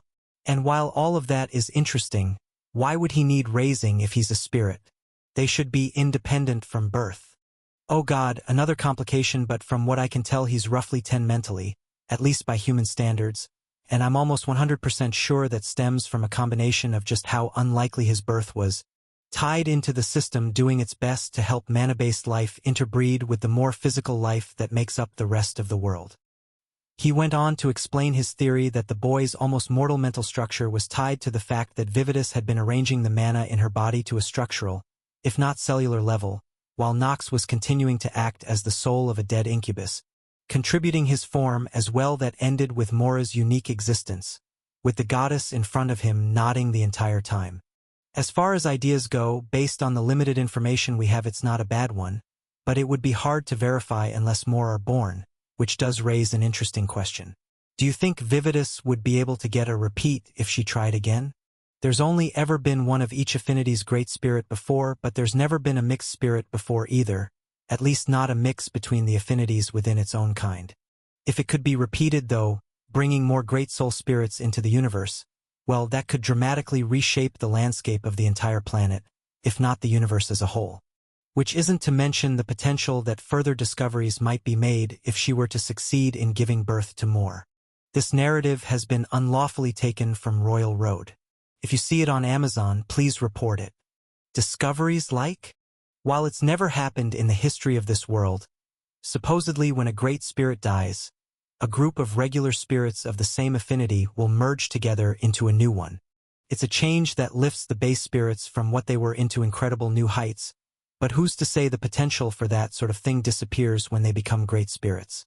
There's some sort of collective lock within their equivalent of biology that stops regular spirits from turning into great spirits on their own so long as the one for their affinity is still alive, but if that can be bypassed thanks to them using the system and replicating mortal reproduction, then it's possible even more great soul spirits could be born, and then if they still have their own merging process and enough come into the world to reach a tipping point. She didn't need to say more. Ben was already thinking about the implications. A regular spirit held a magic that was reasonably equivalent to a mortal's 9th-leveled magic of the same affinity, even if the spirit would have aspects to that magic which would make it far broader, while also having an incredibly high affinity value as well, tied into a mana pool of around 10,000. A great spirit, though, held a magic that was equivalent to a second-tier 9th-leveled magic and a mana pool of 1,000,000. Extrapolating from that small bit of information, if Hellori was right and the birth of more great soul spirits would cause them to merge into something new once enough were born, then that meant whatever being would be born would have the magic equivalent of a 9th-leveled magic at its 3rd tier and a positively insane level of mana. A great spirit already had 100 times more than any normal spirit. If that trend continued, then that meant a being with 100 million points of mana would be born, something with a level of skill and power that had never before existed. The word God felt too humble, at least when one went by the scale of what a god was in that universe. If an earth spirit reached that level, then Ben wouldn't have been surprised if it could materialize a planet, or at least personally move one, but since being birthed was the only way the idea had any chances, that meant any pure affinitied spirit was out. So where would that leave a soul spirit? What could one do with that level of power? The correct answer was there was no way to know for certain if Mora didn't want to use what he had, but comparing against what he knew of the soul mages, it wasn't hard to imagine. With 100 million mana tied in and a level of skill at the far end of the 3rd tier, there was an almost certain chance that a spirit like that would be able to awaken anyone to the 2nd tier of their skills like it was nothing and potentially be able to do the same for awakening 3rd tier skills just as easily. Hell, why stop there? A being that powerful could probably put up a field of mana around it that would cover the continent and drop the leveling difficulty of everyone within it to nothing. That would basically turn this into a planet of gods. And that was just one mixed affinity. There were certainly more in the world, with each having the potential to show overwhelming power if mixed great spirits could be mass-produced, and when he really thought about it, there was no reason to be sure that pure affinities couldn't have more great spirits as well. It seemed like replicating a womb was fairly important to making it work, but that was something any great spirit could potentially pull off, leaving the attempt from there being doing the deed with a regular spirit to see if that would result in a new great spirit being born instead of a normal one or some unexpected middle ground of the two. Hellori's thought had left a flood of ideas running through his head that he did his best to shake away in the end. It was curious, yes, but not a path he'd ever want to explore, nor an idea he'd want to put in Vividus's head. He wasn't going to treat Mora like an experiment, and he didn't want to risk the great life spirit making the boy any siblings when she hadn't been prepared to look after her first child. If there was no eventual merging process, then that would mean potentially dozens of childlike great spirits running around the world with whatever disasters that would cause being the problems of whatever mortals ran into them. Yeah, we're all going to keep this line of thought to ourselves, away from Vividus and any gods who might be dumb enough to want to test it out. I suppose a safe choice in the end. Still, if nothing else, this does work out for you. Huh? What do you mean? You're going to be living with a great spirit that rules over souls. Once whatever issues he has with using his magic are sorted out, you can get him to lower your own awakening thresholds.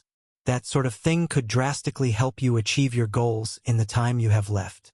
Ben looked at her in silence for only a few seconds before sighing and shaking his head. Hellori, you're really showing you've never been a mother before here. Of course not.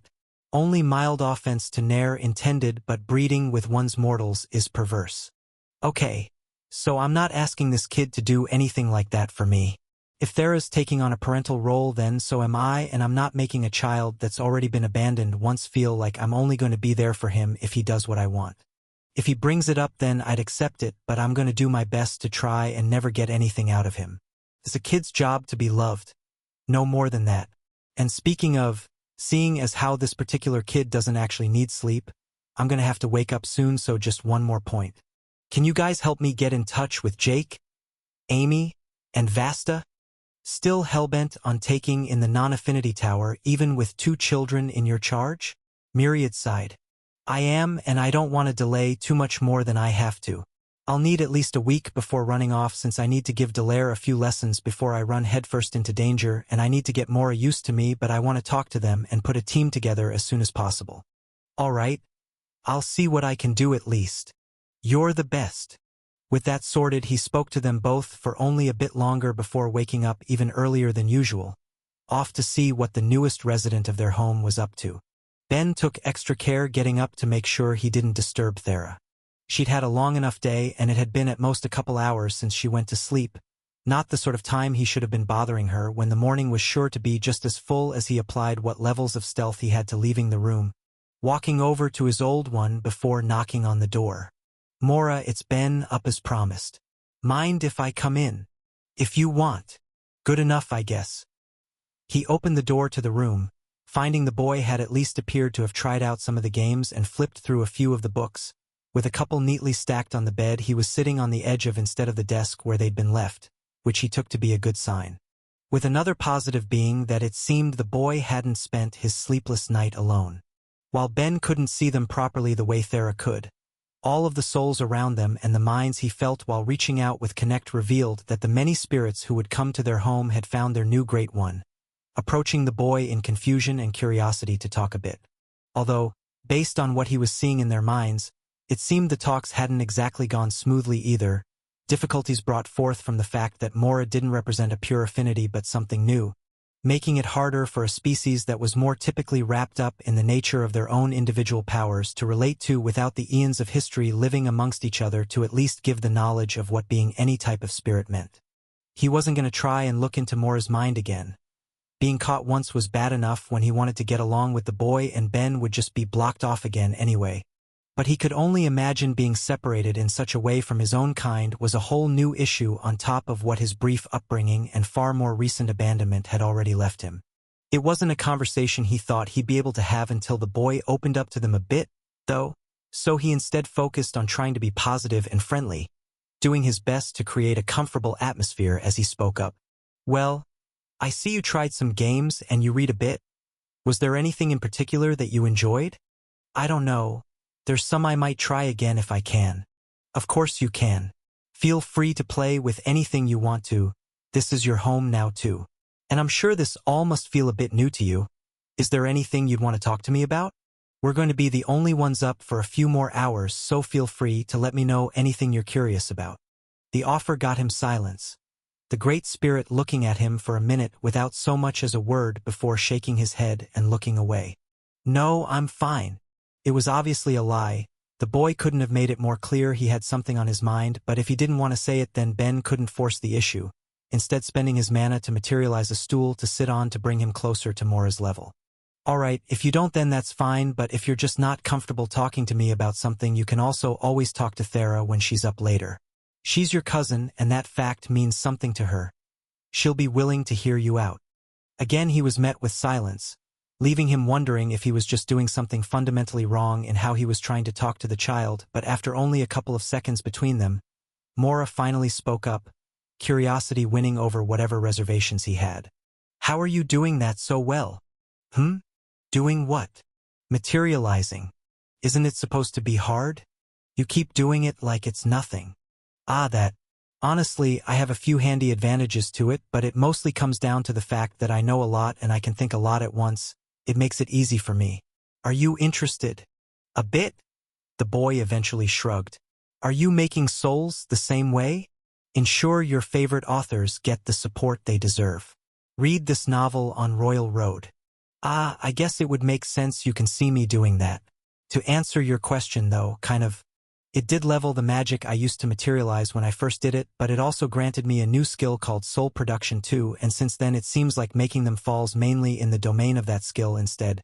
Although I guess I wouldn't be shocked if it was still influenced by and acting as a small bit of practice for my crafting and original magic too. I also don't understand souls in the same way I understand matter, so I'm technically not as good at it as I hypothetically could be, but I practice and I get better. Everything was just practice in the end, and he could do that endlessly, with bits of improvement coming in unexpected places. Even the few moments Ben had been able to connect to Mora the day before had imprinted the boy's mental structure in Ben's head, which improved his soul creation a bit, even when he wasn't damaging his soul pulling mana through it. What the line of question did give him was an area he could go down, asking one of his own after. Are you interested in making things? It doesn't matter. The spirit shrugged. I can't use magic like that, and I can't materialize souls. You already tried? I just know. It's not in my power. Hearing that was a surprise. While Ben was doing it with non-affinity mana, he had felt confident that life or death mana should have been able to pull it off as well given their nature, and it left him wondering if it came down to a difference in how they perceived the world from each other. That was why Ben had been able to create more magic materials when applying more mana to the materialization process, something Abrys had instinctively known he wouldn't be able to do the same way as Mora, with the Great Earth Spirit saying at the time that trying such a thing would have only given him more of the original material. It spoke of small limits to those overwhelmingly powerful beings that he normally wouldn't see, which they themselves might not have been aware of until presented with something they couldn't do, but he pushed the matter to the side for the time, focusing back on the boy with him. Alright, well, even if you can't materialize souls or use other magics, that doesn't mean you can't make anything. Ben told him, materializing a wad of clay and handing it over. How about a little art lesson?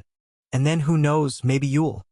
He was going to say that maybe the boy would gain a skill related to it, but stopped in his tracks, a question he'd never deeply considered before jumping to the front of his thoughts. Could spirits gain and level skills like mortals could? He knew from their first meeting that Abrys at least put some effort into trying to see if it would be possible for him to gain a non-affinity magic, since if he could then that would have the potential to be a drastic new path to power in his hands, but from the sounds of it, there was no hint that he'd have any success even after years of attempts. But beyond just that, of the thousands of spirits he'd connected to when they came for Thera, he'd never once seen one with a skill other than their innate magic bound to their souls.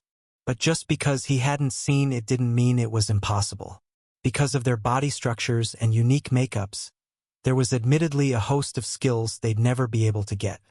When all of their attributes were directly related to the mana in their bodies, and that would never grow beyond its limits, that meant they'd never access any skills directly related to attributes such as enhancements for them, and when it came to skills of their own affinity, anything they could have gained should have already been present in their unique and powerful magics. Their mental structures likely also meant knowledge skills were out.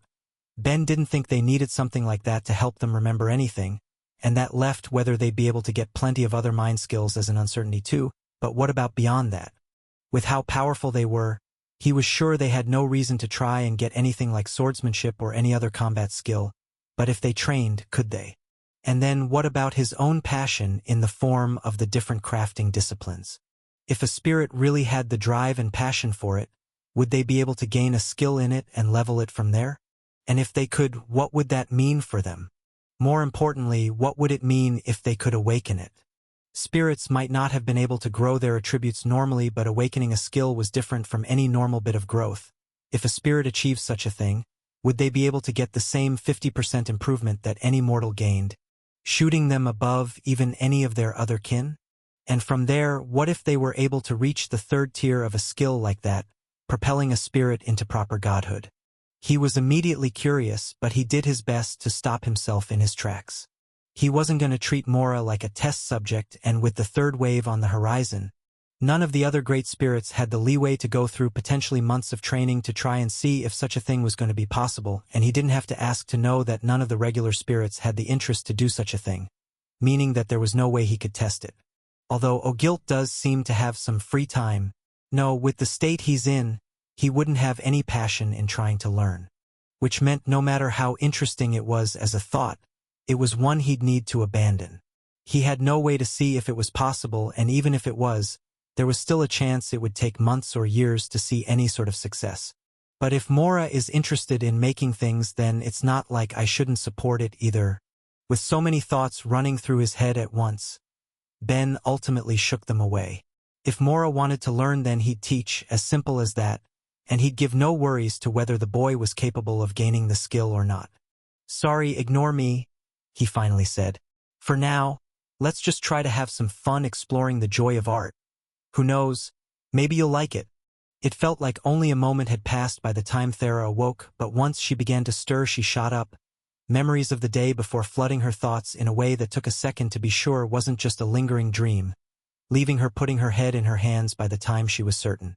It hadn't even been a day since she'd in essence adopted her cousin after he'd been dropped on her doorstep, and she was feeling just as out of her depth then as she was the day before, maybe even more so now that her anger at her aunt had faded, leaving only what she would do from there. Thera had never expected to have children, the idea dismissed far back in her youth in the same way she'd expected to avoid romance, as well because of the difference in lifespan there was sure to be in the end. But now, even though it looked like she'd been given a child who could outlive her, she didn't know what to do about it. How did anyone raise a kid in the first place, let alone one that was in essence the closest thing to a god that existed in the mortal realm without having true divinity? "Okay, first things first, I need to talk to Auntie," she muttered as she forced herself up, getting dressed and out of her room, gaining just a bit of peace from hearing Ben talking in Mora's room, going on about sculpting from the sounds of it and helping to keep the young spirit occupied as she went to see Sonia, gently knocking on her door. She got no answer, but as bad as she felt about it, she didn't let up until her aunt awoke, letting out a groggy voice for her efforts. "MMH, what is it?" "Auntie, it's me. Can I come in?" "MMH. Sure, dear. Come on." It sounded like she was ready to go back to sleep at any second, so Thera wasted no time, letting herself in and sitting at the edge of her aunt's bed, while she in turn looked like she was doing her best to stay awake. Right up until Thera spoke up. "I took in a child." That brought some energy to Sonia's eyes, forcing her up as she rubbed away the last bit of sleep she was under. I think I misheard you. Say that again, love?" "You didn't. It's complicated, but Vividus had a child and decided he wasn't as good as she hoped he would be, so she dropped him at our doorstep, and I couldn't just abandon him. But I know this is your home, and I know I should have at least asked you first, and I'm sorry, but if you're against it, if you just give me a couple days to figure things out, dash." "Thera, relax. I'm not going to kick you out. This is obviously surprising, but if Vividus just had him, did she really abandon an infant on our doorstep?" Anger came to her aunt's voice as she put together the implication, but Thera shook her head as she explained a bit more calmly. "He's technically only a couple months old from the sounds of it, but mentally I think he's around 10, and Ben agrees. He's not like me, not a half-spirit, at least in a normal way. His father is Nox. He was born a soul spirit. A great soul spirit. All right, well, I suppose I should meet him sooner than later then. Is he up?" "He isn't going to need to sleep in general. Ben's entertaining him for now." "All right. Give me a moment to get myself sorted." She only needed a minute to get dressed for the day before going out and hearing the voice coming from Ben's old room, heading over with Thera before letting themselves in, giving Sonia her first look at her home's newest resident. Too late, Thera realized she hadn't warned her aunt about Mora's appearance, but to Sonia's credit she didn't blink, instead just making her way over before bringing herself to eye level where the child sat with Ben, a few small sculptures resting on the bed between them. "Hello there, sweetie." I'm Thera's Aunt Sonia. You can call me Sonia or Auntie or whatever you're comfortable with while you're here. Hello? The child said, just as reserved as he had been the night before, while her aunt continued to just give him a bright smile. And what's your name? He hesitated for a second at the question, still needing time to get used to just having a name, but eventually answered. I'm Mora. Well, it's a pleasure to meet your Mora. I hope we can get along. How was your first night with us? It was fine. Well, that's good, but if there's anything we can do to make you a bit more comfortable, then just let us know. Okay? All right. Wonderful. And since we have a little time still, why don't we chat over breakfast? We can tell you a bit more about ourselves. Getting him to open up more would be a process, but they could at least begin to pave the way by letting him get to know them, and with the same hesitance that came with any of his answers, Mora nodded, joining the others while they ate and began the day. What am I supposed to do here? When they'd finished eating, Thera, Sonia, and Mora had followed Ben to his work, all of them needing to make use of his mini-gates to get to their own destinations for the day. But as she stood there with the young spirit by her side, she couldn't help but think about just what she might run into on the other side. She didn't think her father or aunts would say anything bad exactly if she passed through the one connected to her family home, but she was sure that it would be a complicated surprise for them, even if they had known that Vividus was pregnant. One that was sure to get some strong reactions she didn't want to expose Mora to if she could help it, at least not immediately. It was only the second day of having him, but she could already see everything she'd done wrong on the first. She didn't want the list to grow by exposing him to what family drama his existence might create. Better to try and find time to talk to them all herself in the future to sort things out a bit when he wasn't around, and then do a real introduction after. If you discover this tale on Amazon, be aware that it has been unlawfully taken from Royal Road. Please report it.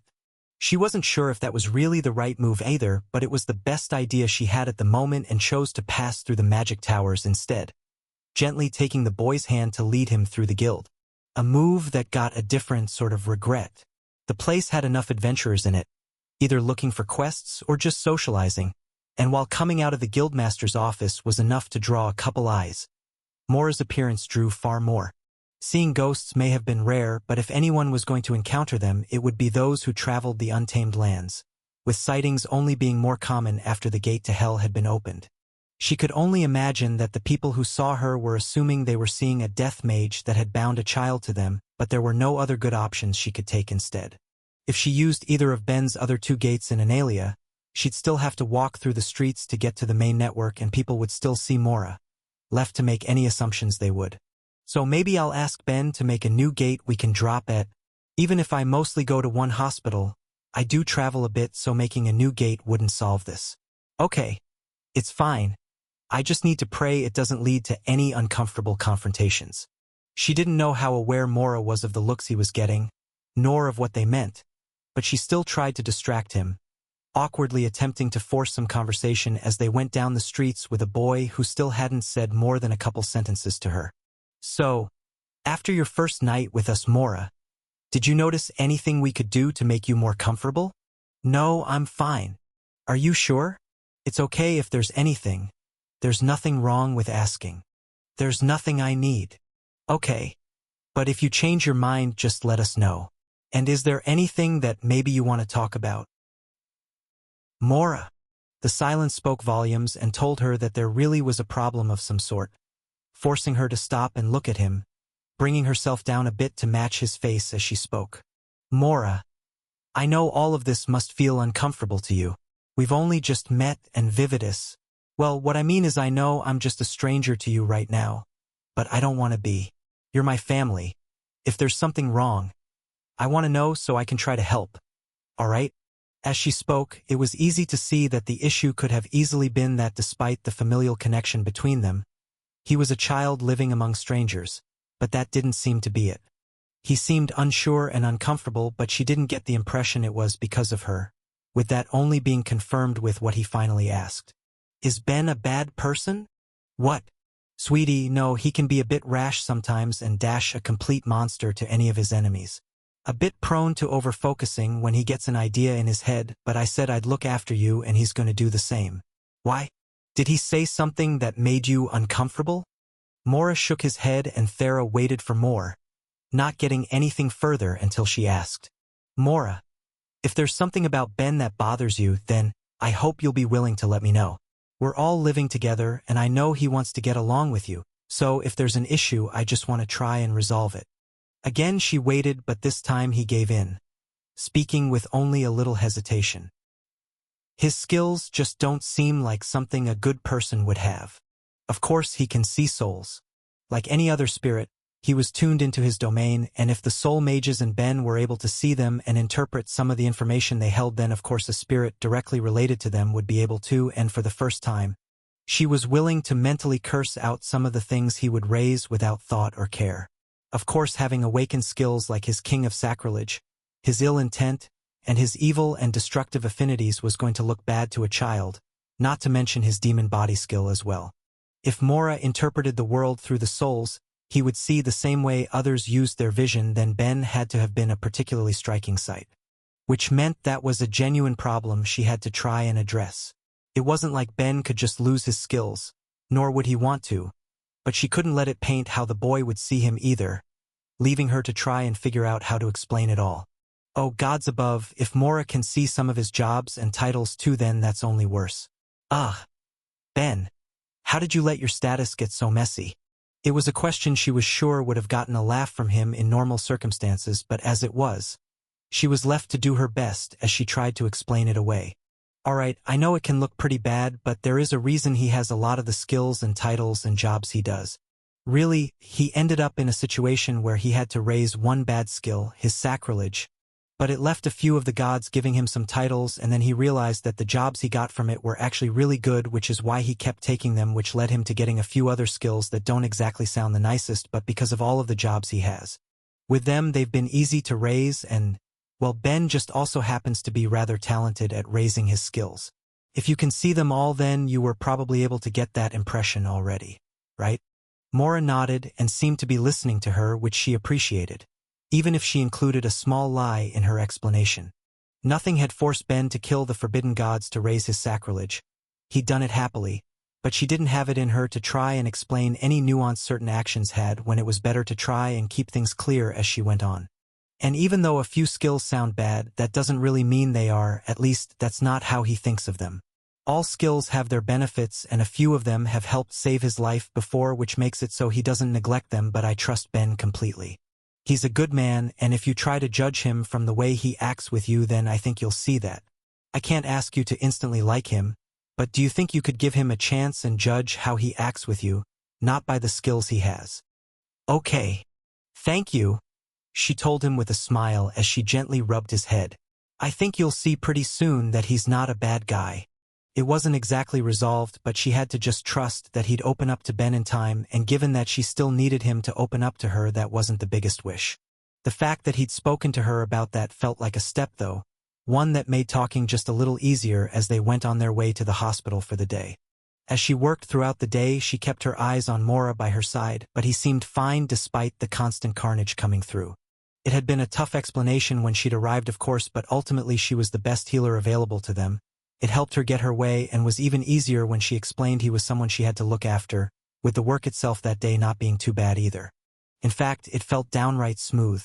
Every day she'd been acting as a healer since the beginning of the second wave had been nothing but stress after stress, but the longer things went on, the easier it became, with even the hospital's head seeming like she was in a good mood when she came over to talk at the end of Thera's shift.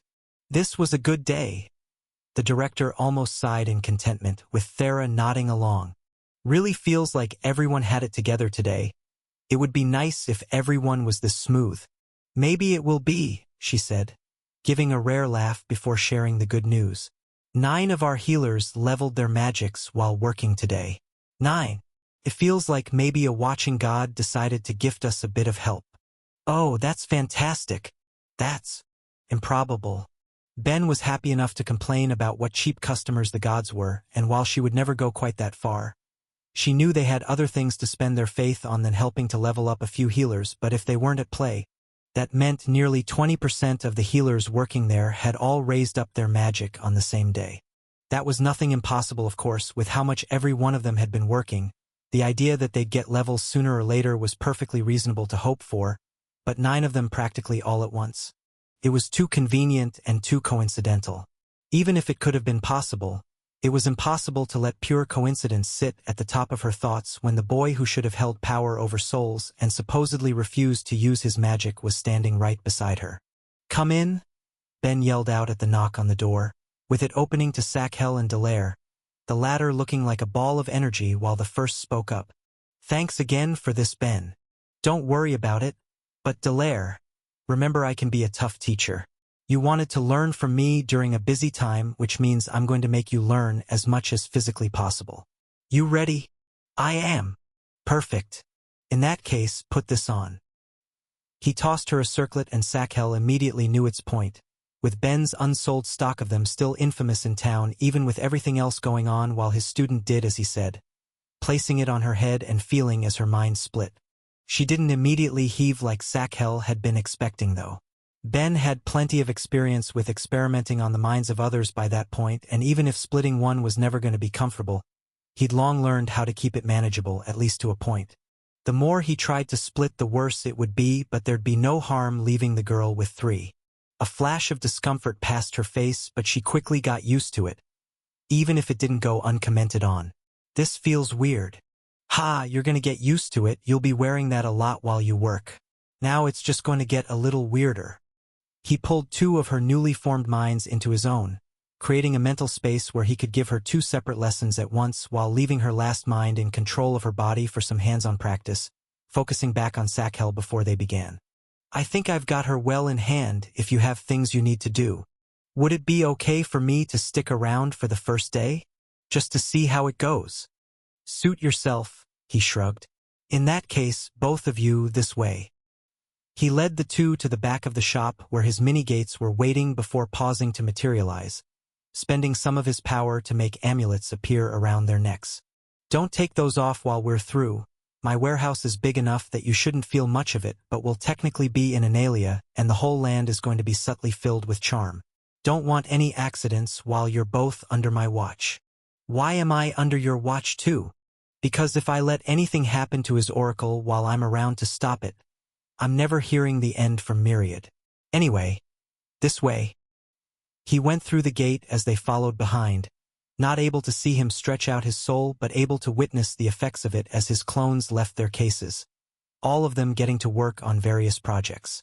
Some gathered the materials his materializers had been producing, and others got to work forging it all into shape, largely creating bracelets for both his mana and buff enhancements he'd created that he'd need to later finish by adding the necessary soul. But there were also new materializers being constructed as well, all with tools and weapons of all sorts in a constant cacophony of movement, with every Ben having his role to fill.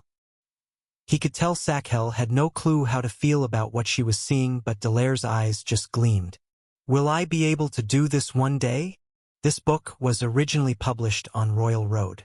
Check it out there for the real experience. I'm going to have to give that a maybe. Technically, there are tools I can make you that would let you imitate how I do things, and if you get used to having your mind split in three, then we can slowly add more minds for you to work with. But if you really want to be able to do the same thing through your own power, then there's a few skills I'll have to help you get. We would be talking about pretty radically changing your mental structure, though, so that's not a talk we're having until you're a couple years older. Okay. Okay. Good, now why don't we start you on the forge since you haven't been able to practice that in a while? What do you want to make? A sword. He laughed at the enthusiasm but prepared a table with materials for her to choose from, letting her pick what she wanted to work with before moving to the forge to begin while he spoke up. You'll be enchanting on it after, so give some thought to what you'll want to place while you figure out the design too. All right. He watched from the side while she worked, Sakhel beside him to look as well. So, is she doing okay? Her form is good, and it looks like she remembers what I taught her last time, which shouldn't be surprising considering I had her under the effect of my knowledge skill at the time to boost her learning rate. She's only at the first level of her enchanting and the second of her crafting right now, but I'm confident I'll be able to get her to at least the fourth of each by the third wave, and that's at the very least. Ben? I know you're kind of ridiculously talented at what you do, but please don't place too many expectations on her. The vast majority of people don't level that fast. The vast majority of people don't have me as a teacher. Hell, the system even named me as a great teacher. That's just how good I am. Anyway, you don't need to worry. I expect her to work hard, and she's already shown me that she can put in the effort, and she's pretty talented too. But the reason I think she'll get those levels so quickly is only possible because I'm helping her," he explained, tapping the side of his head. "She's going to be benefiting from the effects of my knowledge skill, which is something the vast majority of people don't get to enjoy, and by splitting her minds she's going to get even more out of it. The two I've pulled into my head are also getting lessons at twice the speed the real world is going through, so with all of that, it would actually be more shocking if she didn't improve. I'm pretty sure I could help anyone level this way." Ha! A solution to a problem Thera had asked him for some help on once reared its head, needing only to be tested as he materialized a new circlet and, without a word, put it on the oracle's head, watching her twitch at the change before focusing on him. "What was that for? I'm going to do you a hell of a favor, free of charge. You're getting some lessons from me. I'm sure this would be a great opportunity for someone, but I don't want to get any crafting skills. And while you're objectively wrong for that, that's not the point of this. You're in luck, Sakhel. Beside you is maybe the greatest expert on magic on the planet. Okay, maybe second or third place, but that's not the point. I'm definitely the most well-read. While you're watching Delaire, you'll be learning every plant spell I've studied up on in my head." That managed to get a positive reaction from her, the girl's eyes gleaming now that he'd touched on her area of interest instead. "Are you sure? I have literally nothing to lose doing this and everything to gain. I'm just going to put your extra minds at a slightly higher speed than Delaire's, but try to bear with it. It won't be so bad." He pulled her 2 new ones in his head and brought them up to 4 times the speed to give the information he had. He didn't expect it to be enough to get her a level, after they'd taken on the Life Tower together. Getting her to raise the skill to its first awaken level, she'd been lucky enough to continue growing it. But if his time helping so many people at the library had shown him one thing, it was that knowledge and skill were closely tied together. The more one knew, the more one could do, which only left growing that knowledge further, something he was already incredibly suited for. And add in my title of Awakener, which supposedly helps give me an easier time awakening others, then taking the time to give people the knowledge could potentially be enough to help push them over the edge. Okay, this is good. This is a real strategy. He'd helped a person level up before just by discussing their area of research with them. Who was to say he couldn't accomplish the same again by putting people through a hardcore cram session? Even if the results weren't great, a greater understanding of spells and magic could only help any mage who got it, and with that he began organizing his thoughts, creating his lesson plan for the coming day and calling out to the gods so they could start making the arrangements he'd need. "You want to talk about it? Ugh. I wish you weren't so good at reading me. What can I say? It's my specialty." His first day teaching had gone well, both for Delaire and for Sakhel. The first had managed to have fun the entire time. He'd done his best to keep the lessons he was giving both in the shop and in his head varied and dynamic, and while Satchel's hadn't gotten quite the same level of enjoyment, at the very least she appreciated all of the information he'd been able to give, with the one day combined with all she already knew enough to turn her into one of the better experts on plant magic.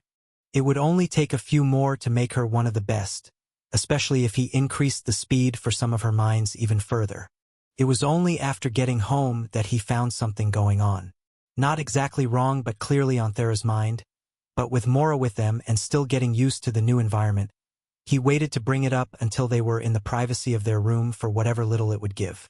There was a chance the young spirit would still hear them, though. His senses should have been powerful, even if alien, so after a moment, Thera pointed at his head, making what she wanted clear as her mind was pulled into his thoughts for the privacy it would give. "So, what's going on? I think Mora was casting spells at the hospital today, and I don't know how to approach it," she told him, pinching her brow. "Vividus got rid of him because he wouldn't use his magic. How am I supposed to ask if he was doing it in secret?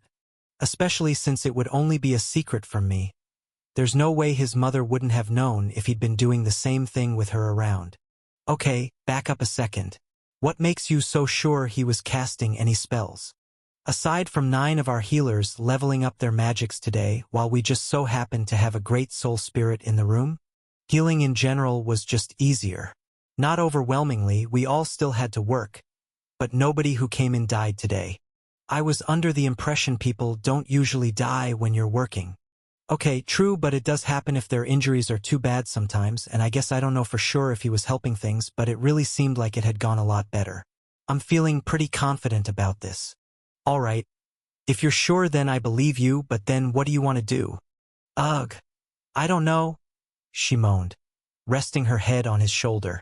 If he'll use his magic, then what's the problem that made Viv decide to abandon him? And if he wasn't using it around Vividus and Nox only, then why wasn't he? And he hasn't brought it up to me, so it seems like he might be trying to hide it, but if he is, he's honestly doing a bad job about it, but it's only the second day, and if he has some reason for it, then I don't want to pry because I'm really trying to get him comfortable with me. But I just feel so bad at it and… ugh. Okay. Well, do you want to hear my opinion on this? Please. Don't mention it to him. Give him a bit of time to get more comfortable with you first, and then you can ask him. He'll open up to you eventually. As for confirming if he'd done that, well, it won't be so much confirming as it would be adding just a bit more evidence, but I do have an idea on the topic. Yeah. You asked me to help awaken people before, right? I'm already rushing the gods to try and set it up, but I'm joining you tomorrow and basically going to force the relevant spells into the heads of every light and life mage I can get my hands on. I was only expecting it to help lower the difficulty of people getting levels and awakening. Maybe it would be enough to level up 1 or 2 if we're lucky, but if we have him with us and he's lowering their leveling thresholds, then not only levels, we might even see some awakenings too. Okay, that sounds good. Better than good even. Thera had been wanting more awakened healers on the planet in general. If Ben and Mora working together would get it, then that was something to celebrate, even if it working would only add to the question of why Mora wasn't openly using his power. But that was something that didn't need an immediate answer. The first goal was just making sure he was comfortable with them.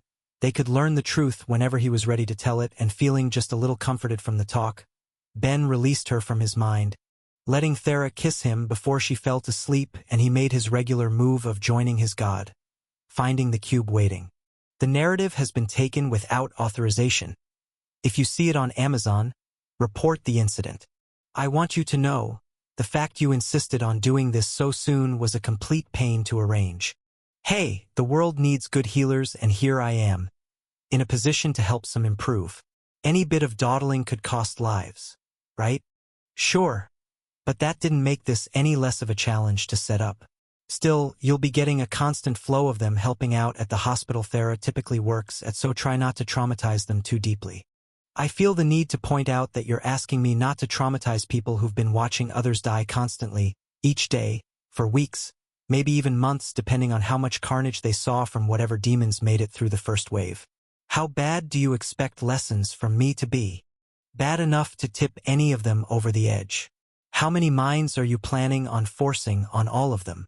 Well, Delaire's my little student, and I enjoy being in Satchel's good books, since she's the only one in her party who isn't afraid of me, and they only got 3. So the healers tomorrow are only getting 3? Okay, you got me. They'll be getting 5, but that will probably be manageable. I'm sure. His god told him, voice filled with nothing but pure doubt. And pray tell, at what sort of speed are you going to be forcing these poor healers' minds to move at? Okay. So Delaire I only doubled and Sakhel I only quadrupled dash. And we aren't talking about them. Fine, fine. Gosh, so picky about it.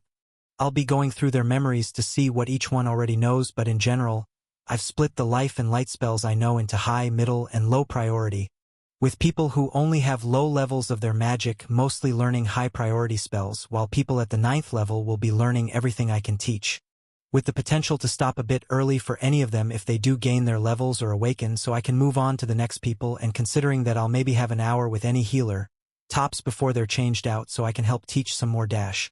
You're stalling still. Geez, okay. Considering I'll be teaching 4 individual minds for each person while the last will be focused on hands-on healing whatever patients are brought in, and that I want to make the most of whatever time they have, I'm thinking about 1,000 times faster, maybe more if it seems like they need it. Ben, that's called torture. It is not. 1,000 times, 4 times over for an hour, might as well be 4,000 hours of studying Ben. That's the better part of a year. You know, back on Earth some say you need 10,000 hours to become an expert on something. And you're planning on giving it to them all at once. It'll be efficient. It'll be madness-inducing. Besides, I'm sure your little saying about experts doesn't take into account a knowledge skill or that you're able to force your 9th-leveled one on others. How do you expect me to believe you'd even be able to fill all of that time? I mean, if they have any other magics, I'll happily teach them all I know about them too. Vetoed. If you have to be psychotic, bring it down so their total time learning from you doesn't equal more than 1,000 hours. There's at least a chance they'll be able to mentally recover from that. Counteroffer. I'll add some dark enchantments to my circlets to improve their ability to make their users focus and resist mental strain. Counter offer. Do that anyway and then still only give them 1,000 hours of studying in your head. Okay. I can see we're at a bit of an impasse here, so I'll compromise. I'll build the enchantments to strengthen their minds in every way I can to be sure they'll be fine in the end, and then we'll only do 2,000 hours. That sounds fair and reasonable, doesn't it? Not even remotely, but I think I need to finally give up on getting you to understand the plight of mortal minds. Excuse you, I'm still mortal. Mine is by the very definition a mortal mind. No, you don't get to say that. I'm pretty sure that if a random mind reader ever got close enough to poke around in your head, they'd either die or go insane by this point. Okay, yeah, but that doesn't mean I don't have a mortal mind. Besides, the chances of any mind reader getting that close without me noticing their intentions are pretty slim. Ugh. I don't know why I'm trying to bother. Fine. Do whatever you think is best, but if anyone seems like they're genuinely suffering, let them go. What? Obviously Myriad. I'm not a monster. Your titles beg to differ. Hey, when you're killing a god, they practically give those things away. Anyone could get one. Not if the condition is killing a god. Well, agree to disagree. And speaking of Dash, I already don't like where this is going. It's basically unrelated. I just want to catch up on some practice tonight. Don't worry. I'll be quiet. Before his god could say another word, Ben was already actualizing in the distance, creating targets for himself before shooting off bullets at them, watching as his aim held true. It's going to be pretty hard to ignore the fact that you made your targets look like Aneth and Olencia. It's important to get some stress relief from time to time, he said innocently, as if he hadn't previously made clear just what he would try to do to the two gods if it would help him awaken his sacrilege while his own gave up, getting to his work and leaving Ben in peace to get a bit of training in the meantime as the bit of night he had to use went by. Morning, Mora, it's me, Ben said as he knocked on the door, letting himself in after a moment and finding the boy sitting like he had been the day before. A few more of the books and games he'd been given having at least been touched in the past few hours. Good morning. So, I didn't bring it up yesterday, but me and Delaire are going to be joining you and Thera today. But before that, since we'll be the only ones up for a while, is there anything you'd want to do? It's fine, he shrugged, seeming like he was going to end there but surprising Ben as he went on. You don't need to keep getting up for me. I know mortals need their rest. Well, I probably need less than most people, and honestly, I'm not the biggest sleeper either. Why? To be honest, I'm not a fan of dreaming. Even when I rest, I just force my mind up to be with my god instead, so spending time with you is a fine alternative. Plus, my stamina is high enough that even a few days without it won't kill me, so you don't need to worry about it, and instead let's focus on what we're going to do while we wait for everyone else to get up. We did some sculpting yesterday. What do you say we try some drawing today? He materialized a couple blank books as he said it, along with some pencils, and handed a few over, watching as the spirit with him looked on in confusion while he started, explaining as he went. Now, obviously, if you want, I can talk to you about technique and what you can practice on to bring your imagination into reality for it, but I'm willing to bet you've never drawn before, right? Yeah. So for now, just try to doodle a bit and see how it feels. If you like it, then I can show you ways to improve. Ben was already filling up his own book as he said it, his hands moving in a blur to bring his ideas to life, and the enjoyment he got in doing it seemed to come across, with Mora flipping to a blank page to try to do it himself. He took far more time at it, even not considering Ben's personal skill. It wasn't a surprise considering the boy had never done it before, but by the end, after a second of hesitation, he turned it around to show Ben, with the subject Mora had chosen being obvious with the outcome. Oh hey, so you decided to draw Frederick, huh? It looks really good, especially for a first attempt. You might just have some talent as an artist if you want to pursue it. The boy shuffled awkwardly as he was praised, not knowing how to take the compliment but seeming far more pleased with it than expected, which made Ben stop to wonder if he'd ever received one before. Vividus didn't seem like the type to hand them out willy-nilly, which was just another thing that had likely led to the boy's closed-off state. But before Ben could say anything else, Mora spoke first, trying to hide his own good mood with a question. "So why does your plant have a name?" "Frederick? Because I love him."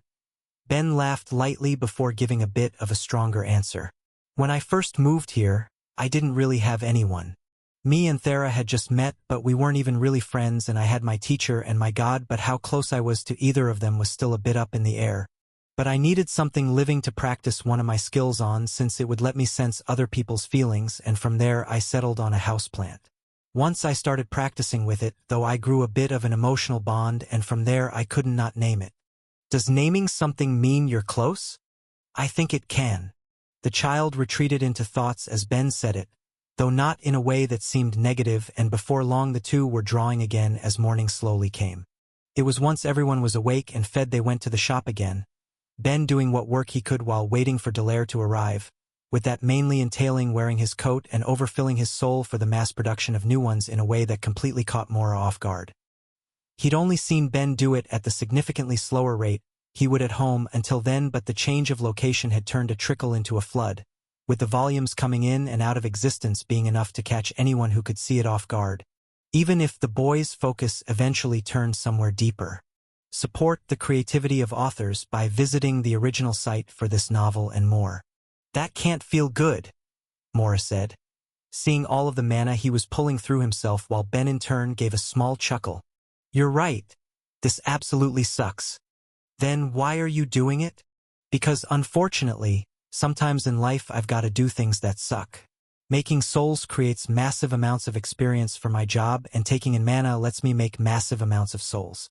Tie in a little cheat I'd figured out, and I can use all of that experience to help make other people who can't earn as much get stronger."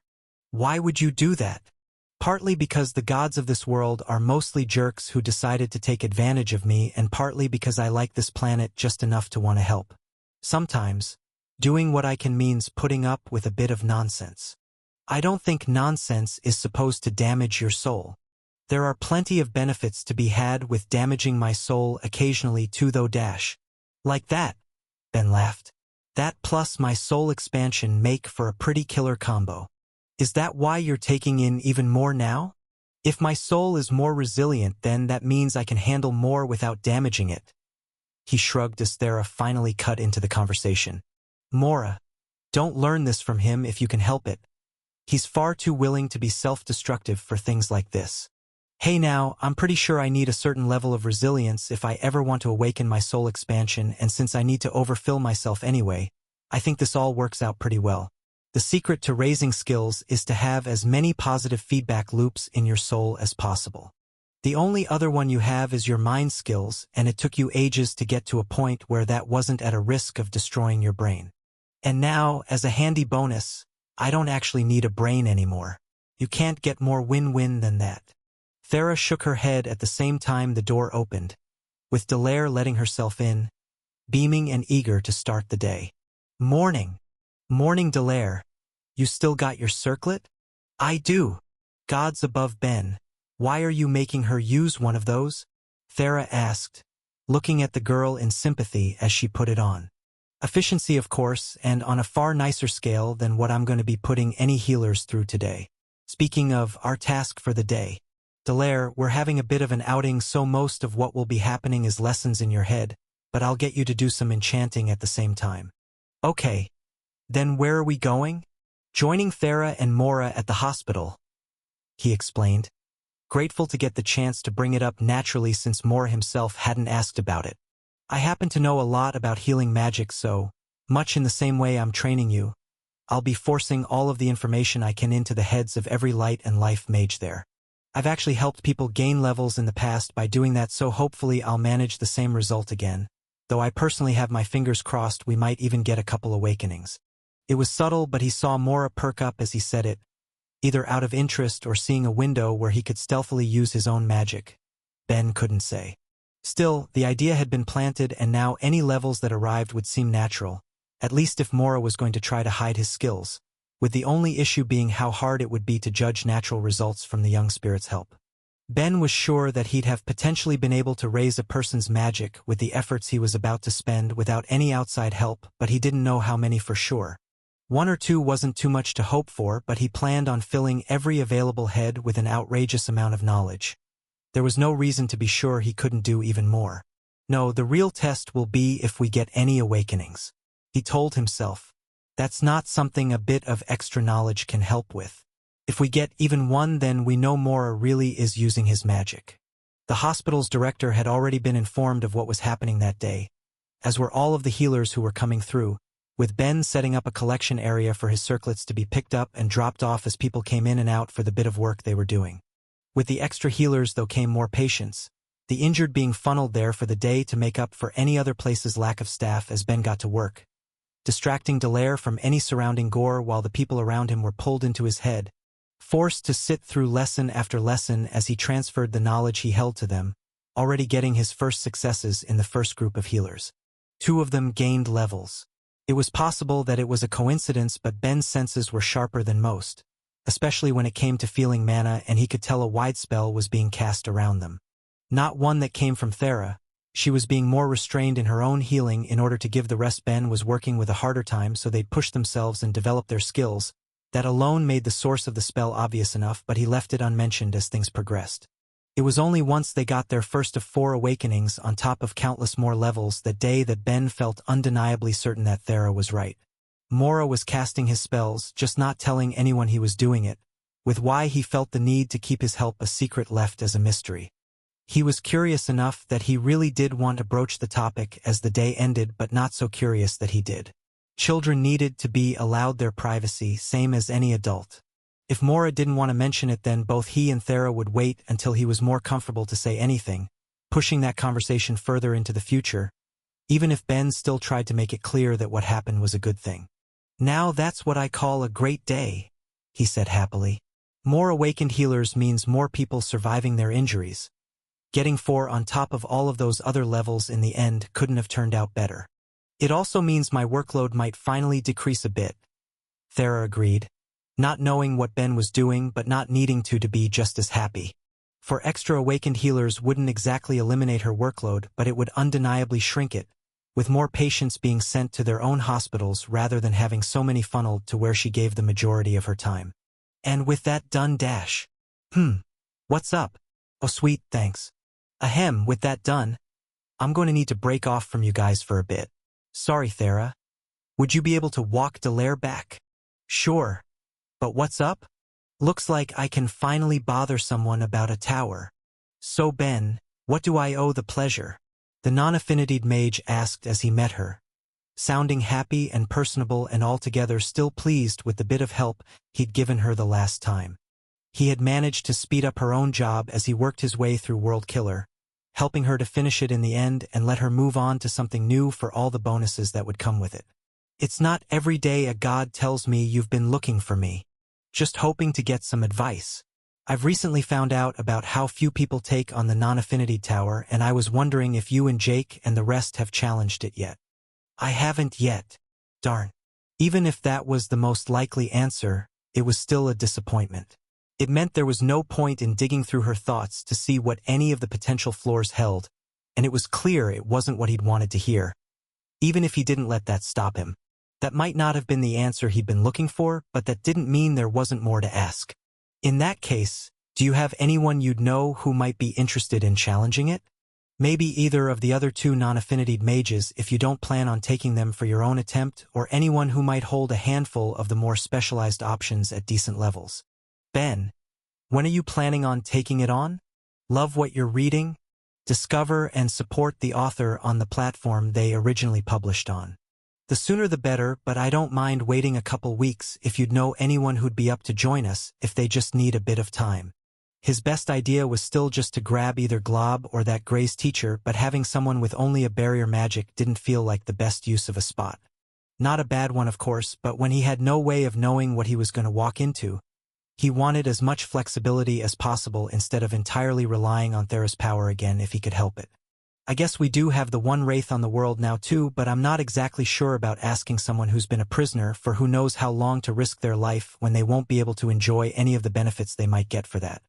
Blessings were meaningless for mana-based life when it seemed a universal fact that they couldn't grow and there'd be no levels to be gained for them taking it on either. If they were going to challenge it with others, no matter how much easier or harder it could be for the fact, he wanted to bring people who could actually benefit from it. With Vasta giving him an unexpected offer to match his requirements beyond any of his hopes as she answered. If you have 3 spots free, then I'll make you a deal instead. As you know, we unfortunately have some rather high hopes for Jake despite how unfocused he can be. I mean, even if he can be a bit all over the place, he does have some sense of duty when it comes to helping the world. Which is meaningless in the face of his more distractible nature. But that's neither here nor there. I have taught him to the best of my abilities and he's learned numerous spells under me, even if he was kicking and screaming the entire way. But despite my position as the non-affinitied mage, there are still aspects of the magic I'm not personally proficient in, so here's what I'd like to propose. I know it's a lot to hope for, but if you train him and manage to force a level out of him in the next few weeks, he, myself, and Amy will accompany you to take on the tower. What, are you sure? You and Thera were both already in our consideration for asking. We just intended to do it a few months from now instead, which is why I'm placing getting Jake a level as a condition. Even if he's already exceeded our expectations with what he's gained in the time he's been training, in no small part thanks to the help you've already given him, we want to do our best to get him to gain just one more level before challenging the tower for it. If you don't think you can, however, I'll be fine with trying to help you find some others who might assist you. No, I'll do it. I was more meaning, are you sure you're okay with taking me and Thera? I know they wouldn't actually get much from it beyond the blessing, but what about Yuliel and Yuzu? As far as he knew, Yuzu had been carried through most of the towers with them to get her the blessings, so she could grow her power, and Vasta herself had been carried as well, having nothing to contribute to the 4th and 5th floors of every tower she joined until that point, being brought along to gain the blessings to help raise her own difficult magic. It was a question she chuckled at though, shaking her head as she answered. Yuzu is officially too important, and it's too late to be worrying about raising her attributes anymore when everything's already come to a head, and as for Yuliel, well, as incredibly jealous as she is about not getting to enjoy the same help I have, she does understand the difference in difficulty between our 2 skills and the potential danger of this tower. With the 3rd wave on the way, it makes the most sense to take another non-affinitied mage, and even if you don't have the general skill, you've more than proven your worth when it comes to the talent you wield your magics with. Okay, sounds like a plan and a half. In that case, send Jake to the Magic Towers Guild tomorrow and tell him to go to the Guild Master's office and I'll look after him. Will Yuzu be coming too? I can do my best to put the guy through hell to get him that level, but having her there as well would help a bunch. He is her pet project. Trying to raise him up is enough of a priority that you can expect her to stick with him until he's in the tower. Do whatever you need to train him in the time you have him. You won't hear a peep from me, and if he levels his skill sooner than expected, we can move up our date to take on the tower if you're feeling rushed. Okay, sounds like a plan. In that case, Vasta, hope you look forward to the results. And Jake, you get my heartfelt sympathy for what I'm about to put you through in the name of said results. Sitting in the guild that morning, ignoring the eyes of the few others around who recognized who he was while he did his best to pass the time, it wasn't long until the 3 he was waiting on arrived, with Jake, Amy, and Yuzu joining him. Good to see you guys. Hope one of you is ready for what I have in store. Ah, Vasta gave me the rundown. Jake laughed. Hope you'll take it easy on me, buddy. Buddy? Anyway, let's get back to Stonewall and get started, Ben said with gusto, ignoring Jake's request in a way that wasn't lost on the others. Just come this way for a shortcut and we can get started. Why do you have a gate in here? Amy asked as they were led into the guild master's office, seeing it connect to his shop and getting a shrug as they walked through. Long story. First things first. I've got dark resistance amulets for all of you, so put them on because this isn't our last stop. He was handing them out as he said it before taking them through a different one he had set up to his personal workshop in Analia, with his young apprentice waiting and hard at work practicing her art. As one of the few disciplines, he was comfortable getting her to practice completely unsupervised. Even if Dallaire had been working on her own in her home village, Now that she was his responsibility, he was insisting on being more careful as a result and only interrupted her for introductions. All right, Dallaire, we're putting a pin in that for now. Time to meet the people who are going to be with us for a few days. Guys, this is Dallaire, my first official apprentice. Dallaire, these are my friends Amy and Yuzu, along with my fourth official student as of today, Jake. Hope you all get along, but if you don't, then just remember, Dallaire has seniority in here, so what she says goes if I don't say otherwise. Really? The girl asked, her eyes lighting up at the prospect. Really, you just probably won't get the chance to use it, especially not today. Jake's going to be busy. And on that note, let's get started. Jake, say goodbye to Amy and Yuzu. I'm willing to give you guys a couple of minutes on it if need be. Why? Aren't you teaching me whatever you need to in here? In a sense. Just say a quick goodbye for now. Ben, buddy? You're scaring me here. What's about to happen? You're about to be educated. Try not to resist.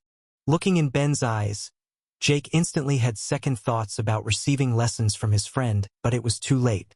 Ben was already in his mind, and before Jake could try to make any sort of escape, Ben had pulled him into his own, materializing a new circlet on his friend's head while the other went limp. Let's see, he was able to control 4 clones by himself comfortably enough, so if we're just going to make things a little uncomfortable, then 6 minds in his head should be fine. Ben? What's going on? Amy asked, with the discomfort of seeing her partner slumped over and unconscious clear while he explained. You guys were told he was coming to learn from me, right? Well, here he is learning. It's fine. A sentiment Jake might have wanted to disagree with but wasn't given the chance. 6 instances of himself were all in Ben's mind, under the effects of his knowledge skill while being forced to think as fast as Ben himself could while the lessons began, with plans to stretch them out for the rest of the day. As for how long it would feel to Jake, well, he should have used his chance to tell them goodbye. Oh well, I've got enough dark spells built in to protect his mind, it'll be fine. He'd planned on dedicating that first day entirely to lessons before changing the next to something far more hands-on, in essence keeping himself free to manage his own work as well as take advantage of Jake's soul, and he slipped on his own jacket to do exactly that. This story originates from Royal Road. Ensure the author gets the support they deserve by reading it there. So from here, things aren't going to be the most exciting for you too, but I could at least use your help a bit while you're here, Yuzu, if you don't mind? Sure, what? She asked, looking particularly hesitant about what she was seeing happen to her husband while Amy appeared much the same. Decided I'm going to strain my soul a bit today and might do the same to Jake. If you could keep the damage to the minimum, that would be great. Why? Because sadly my work never ends. He was already using Jake to materialize more Voidstone and Deathstone for his use, the substances being far too handy to not create as much as he could when he had someone there who was able to create them, but as for himself, it was time to finish up with a few of his own supplies. He was now constantly making mana bracelets, buff bracelets, and materializers to supply the world, but if he was willing to deal with a bit of pain for it, then he could potentially finish up making them that day. When he'd come back to the world, he'd materialized an entire enchanted building that was still housing thousands of his fellow prisoners. It had damaged his soul and nearly destroyed his body in the process, which wasn't exactly ideal, but with a proper soul mage by his side, he could do something very similar, taking in outrageous volumes of mana to materialize dozens to hundreds of crates of those 3 tools in a single go. The idea ran pretty counter to his plan to take it easier when it came to overfilling his soul, but given how infrequently he'd have a soul mage around to heal the damage of that act, he couldn't just not take advantage of her while she was there. Which means I should also just give in and materialize the rest of the souls I need today too. Hey, Myriad. I know I was planning on taking 2 more days to finish up my current job, but it looks like I'm going to finish this one tonight, and I'll aim to finish the next in a day or 3 after. Think you can get arrangements made for my next round of jobs? Let's say this evening after I'm done teaching Jake. He'll be fine and so much smarter for it, and then I can reward myself after a day of hard work with some nice new job bonuses. Ben, whatever you're doing, I think I need to strongly inform you that you need to stop, Yuzu said as he started, able to see the way he was filling up with mana. I think your soul might actually explode. Don't worry, I've done this before. That doesn't make it better. I know you can take in mana, but this is too much. His capacity had grown, both in thanks to his regular training as well as his soul expansion and resilience, making his upper limit balloon as all of the mana he took in was instantly spent, converted to souls and enchantments and matter as a wall of crates was materialized along the side of his warehouse, with the process repeating again and again as the things he needed were brought into being. It was agonizing, but Yuzu was already healing him, and just as importantly, the act was freeing up his future workload, giving him more time in the future to focus on other projects, which was enough to bring a smile to his face through the pain. Look, it's not ideal, but it hasn't killed me yet, and this is important. After today, I won't have to do it again if you lend me a hand for now. I don't think I have a choice when you're doing this in front of me. Such are the perils of living on this world. I'll make it up to you when I help you speed through your job later, because it looks like we'll be doing that today. Oh, and I have one more gift for you actually. If it's related to this, then I don't need it. It's not. It's a spell. 1 second. He briefly pulled her into his head, albeit in a far gentler way than Jake was receiving, and gave her the information he had while improving her learning rate, with her reaction only coming once she was released, taking a far quieter tone than how she'd been at the suffering he was putting himself through. The look she gave when she spoke was still colored by concern. Ben, where did you learn a soul spell like that? I happened to have a run-in with a demon contender. Well, they were a contender when I encountered them and a third tier when I killed them, but that's not really the point. They used that spell themselves for a really annoying application of prophecy, but it's not like it can't have other uses. I figured you might be able to get some benefits from employing it. It was a spell he had ripped from the mind of the demon who had taken over Thera, along with the other adventurers and chimeras, that had employed it to bring them all into its thrall, making them nothing more than extensions of itself to be used as it saw fit. Now, though, in the hands of a third tier, it could potentially be used to a significantly greater degree, even without the time magic that had made it so dangerous. It was something Yuzu seemed to have understood well enough, leaving her deeply uncomfortable compared to other soul spells she'd learned, but that didn't matter. She could choose to use it or not, but now it was one in her arsenal, available in case she needed it. It's kind of a waste to leave Jake's body there doing nothing. Alright, I'm feeling generous. Is there any attribute you guys think he needs to train more? Agility, Amy told him without needing to think. He's terrible at it since he just teleports everywhere. Why? Don't tell me you have some easy way to raise attributes now too. Well, technically yes, but modifying souls is still in the testing phase. Nearing its end though, so I might be able to start it on a larger scale soon. I'm sorry, modifying what? Yuzu asked. Broken from her conflict over the spell she'd been given by the new ridiculous thing Ben was saying in front of her. Souls, it's a whole thing, but not what I'm doing. Jake should be under plenty of bonuses thanks to his buffs.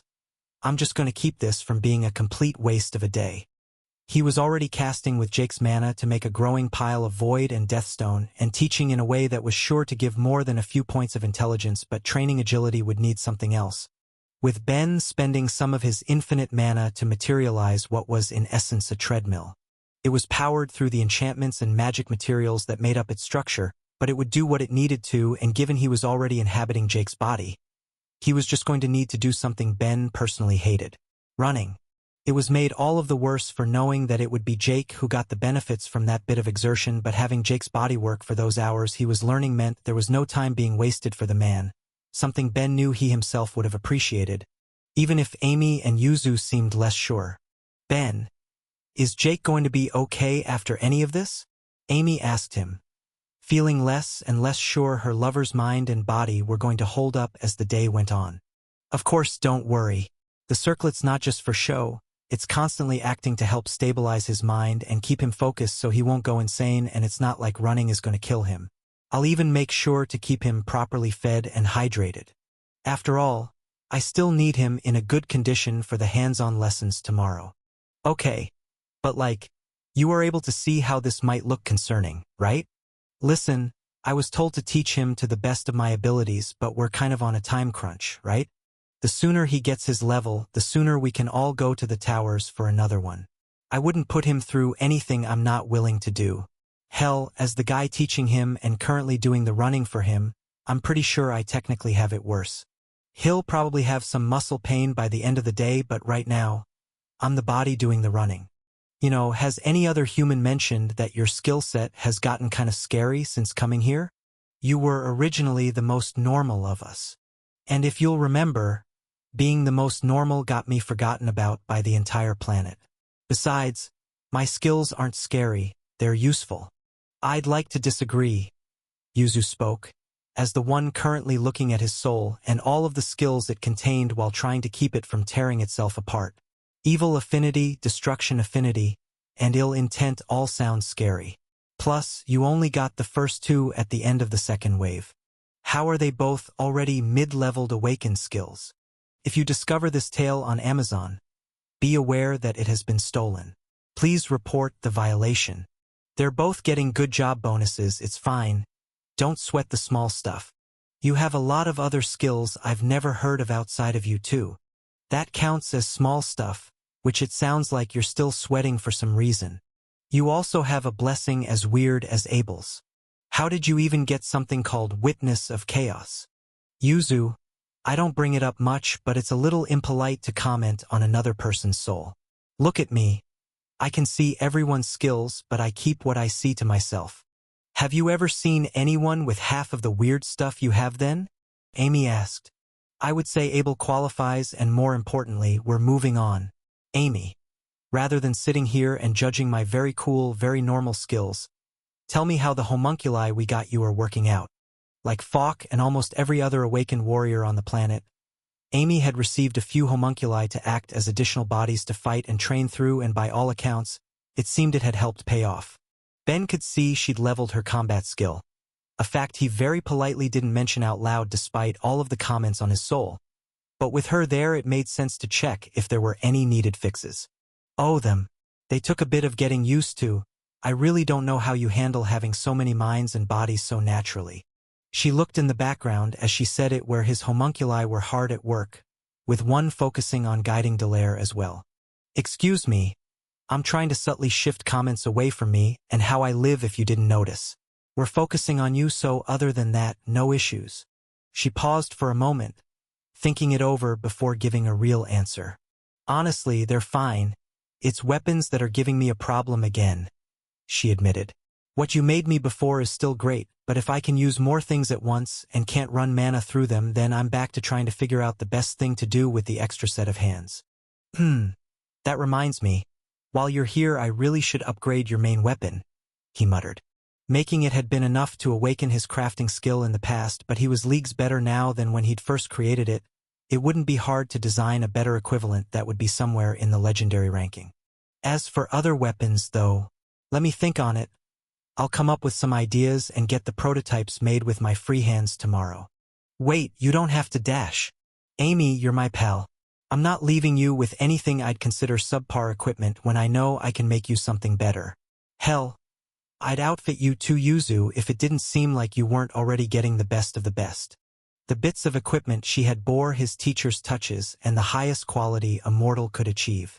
He might have been able to be more flexible in his enchanting thanks to deep connection, but he still wasn't quite at that same level of skill, no matter how close he may have grown. A fact that continued to irk him, but he would get there. Soon, so long as he didn't suffer some tragic death in the non-affinity tower. Falk had even said he expected Ben would be comparable, if not better, at enchanting than him once he reached the 9th level of his skill. Merging it into deep connection and awakening it a second time then? He couldn't dream of just how good his creations would end up being. Get through this first, take on the tower, take on the next tower, and then hopefully awaken the skill. Just one thing at a time, I can make this work. He was constantly putting in the effort. The only thing left was to wait on the payoff. He could only pray it would all actually work out. Yeah, I guess this is as good a time as any to end this part of the day. It had long grown dark and Sakhel had already stopped by to walk Delaire home, but with his god's prompting he finally released Jake from the prison that was his mind. The other man collapsing to the ground after being given back control of his body. Oh God! Why does everything ache so much? He asked as he laid there, showing no inclination to open his eyes until Amy answered.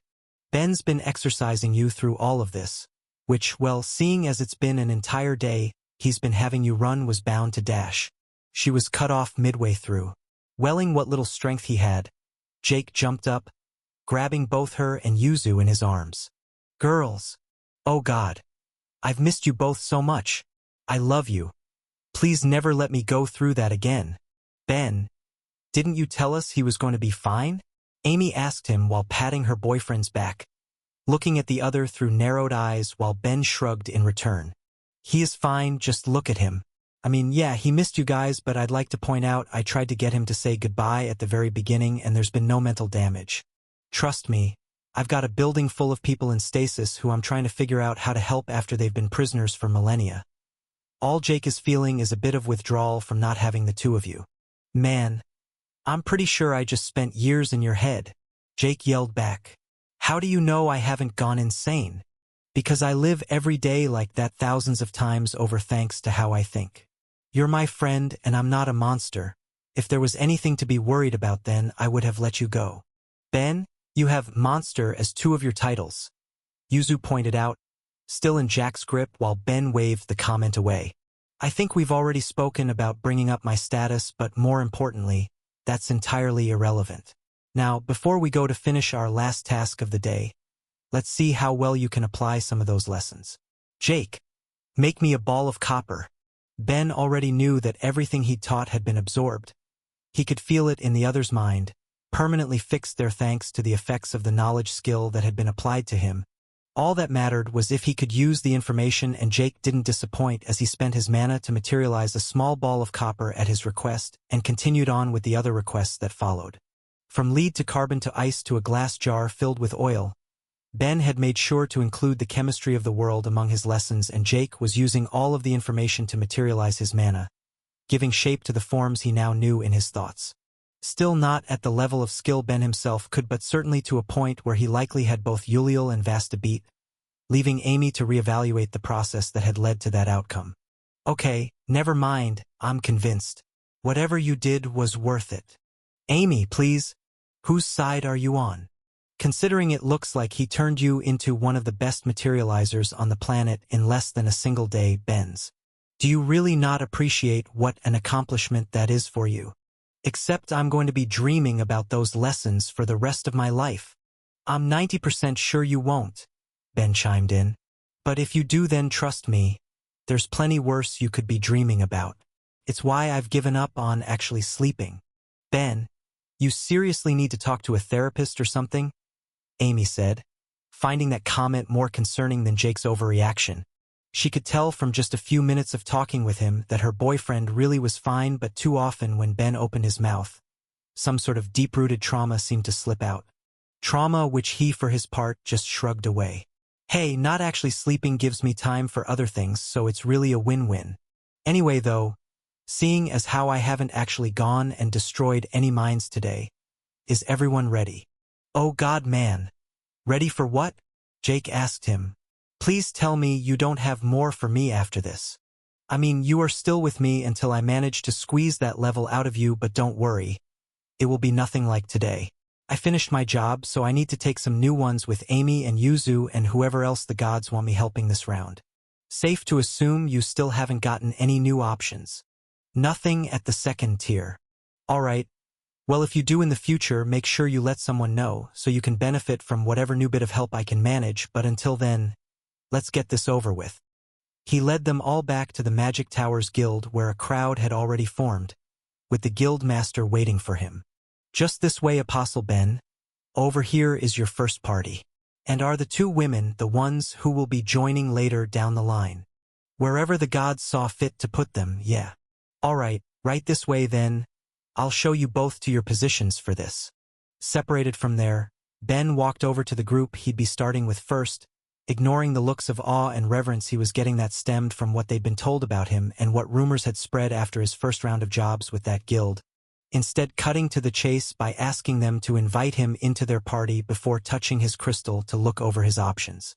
Available jobs. Trap User. Craftsman Alchemy Path. Craftsman Artistic Path. Craftsman Blacksmith Path. Craftsman Cooking Path. Craftsman Stonecrafts Path. Craftsman Sewing Path. A Mathematician. A High Tank. A High Marksman. A High Destruction Mage. Beginner Puppeteer. Holy Adversary. Title Master, a multiversal material mage. Outsider, body user. Slayer, a judge. Assassin, cycler, a beginner dancer. Entrée. A king of intelligence.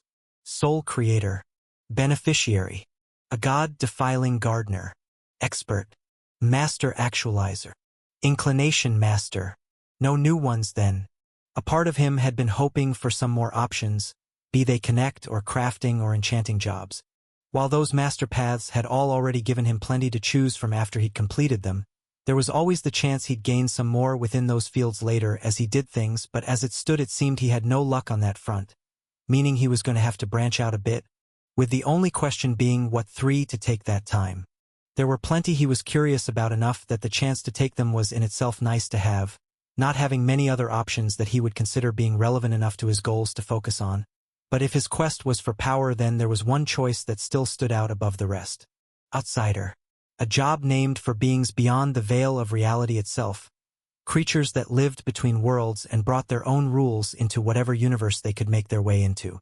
Among all he had left, he still considered it to be the best potential option among everything. He still had to be a third-tier job. When the main goal was to get what growth he could, it was an obvious choice. But one he didn't take. Not then, at least.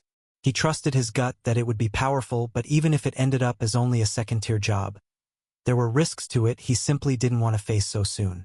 It still hadn't been long since the system had briefly broken his mind when taking a job had helped awaken his alien thought structure, and the idea of taking outsider couldn't help but make him fear something worse. He had his witness blessing, which he still didn't completely understand, and he could still feel the chaos he'd seen when reality had cracked, scratching at the walls of his thoughts at all times. Just because thinking about it didn't leave him vomiting anymore didn't mean it wasn't still there. And maybe taking that job would help him with that. Maybe it would give him some bit of relief that was currently missing from his life, but it could just as easily make it worse. But it's one I'm going to have to take eventually. Just not now. After all, even if he believed it would be a powerful job, there was no actual proof. Why not take a few others first and get what strength from them he could, especially when he had so many interesting ones to choose from? And since I'm not taking outsider and growth is the name of the game right now, let's make this easy. I'll take Inclination Master. He had a clear hope as he named that one, that it would give him skills along the lines of crafting or enchanting inclination, considering his natural talent in them and how much he practiced, and if he really dared to dream, maybe even something akin to connect or sacrilege inclination to bring the goal of awakening those skills just a little closer, but that wasn't what he got as the notifications rang out in his mind. You're kidding me. The narrative has been taken without permission. Report any sightings. Apostle?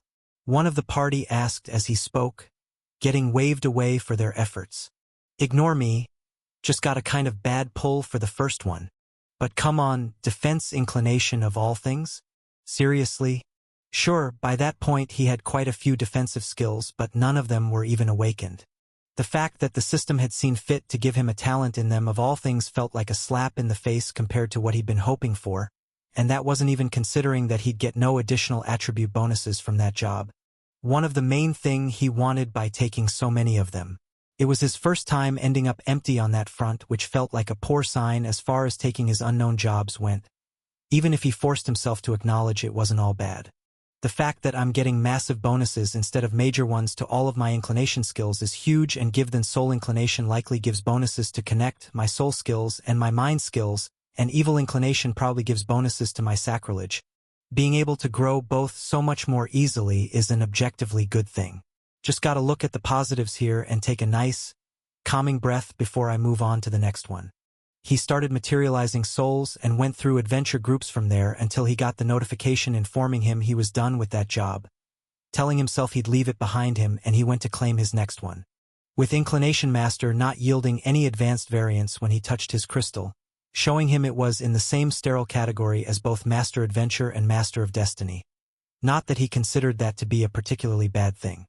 As handy as more massive bonuses on his inclination skills could potentially be, they weren't what he was looking for, especially when they didn't give him any attribute bonuses to go with them. Which meant deciding on his second choice of the night, looking over options to make his pick as he questioned how to grow. It was obvious to pick something that sounded like it could be useful. At least Atre sure wasn't making the cut.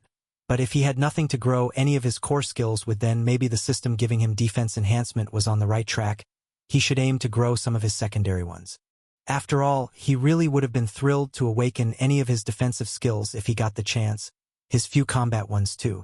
They may not have been the goal, but the benefits that would come if they awakened along the way would have been huge. So with that in mind, he picked a job with a name that sounded like it just might fit. Give me Slayer. Myriad, are you around? I have questions. Of course you're not. Hey, just out of curiosity, I don't suppose any of you have ever heard of a job granting titles before. Have you? The others in the party looked among themselves in confusion, which was enough of an answer, and was already what he'd expected anyway.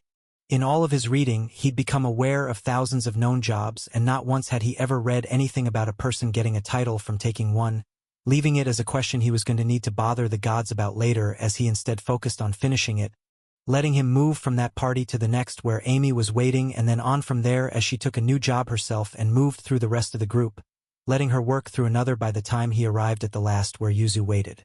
Ben, you're really giving a bit of an ominous energy here, she said, sensing something in his mood while he just groaned.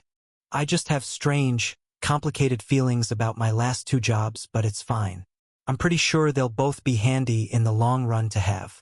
Now that just leaves the last one, and however long it's going to take me to finish. Yuzu wasn't going to have anywhere near the level of experience Elvit had, meaning it would take longer, but given she'd also be with him for the next few days. He didn't mind treating his soul a bit rougher than he'd originally planned, especially not when it might help him speed through a level or two of both soul expansion and resilience, but with how his first two choices turned out, it did have him second-guessing what he was considering for his final choice of that run. Why not take something a bit more certain like Master Actualizer, or even Multiversal Material Mage? That one was sure to give bonuses to his material manipulation at least, and with how high it was, if he managed to awaken the two skills he wanted to get to the third tier, then it wasn't unreasonable to hope he could spend whatever extra time he had left trying to awaken that one too. Okay, maybe wanting 3 third-tier skills before the next wave instead of 2 is a little unreasonable to hope, seeing as nobody's gotten more than 2 before. Still, it would be a perfectly viable option, but despite how he felt about some of the results he'd received so far, one thing he couldn't deny was that they were interesting, at least to him, and when he didn't think it would be that long to finish Yuzu if he really worked his soul a bit, why not indulge that interest just a little more?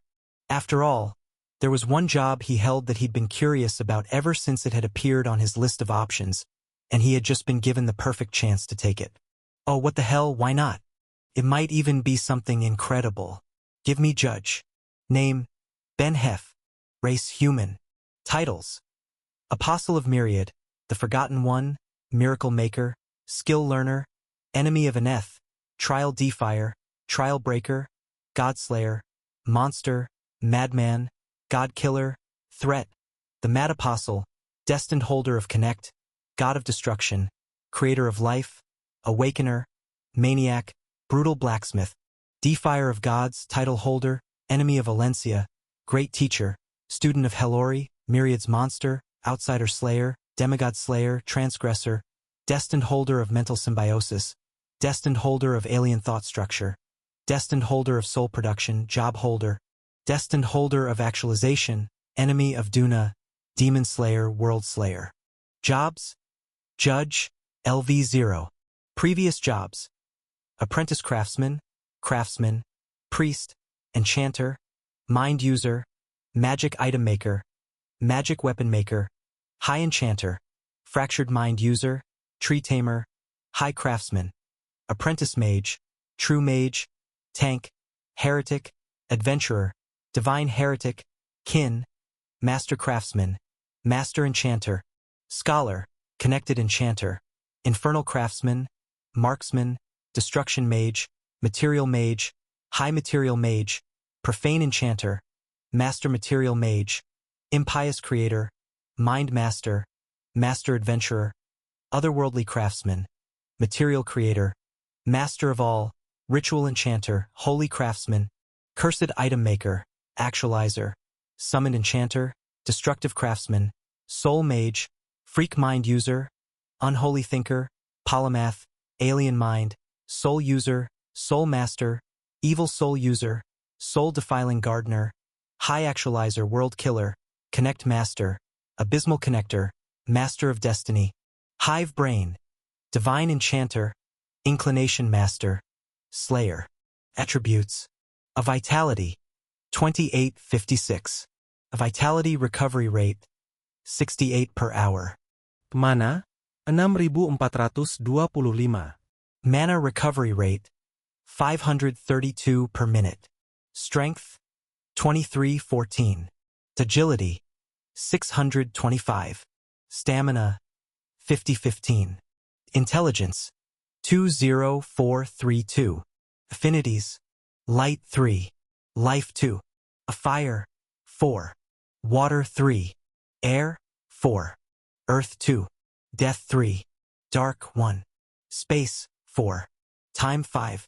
Resistances: Light 68, Life 72, Fire 75, Water 69, Air 66, Earth 81, Death 78, Dark 85, Space 63, Time 61.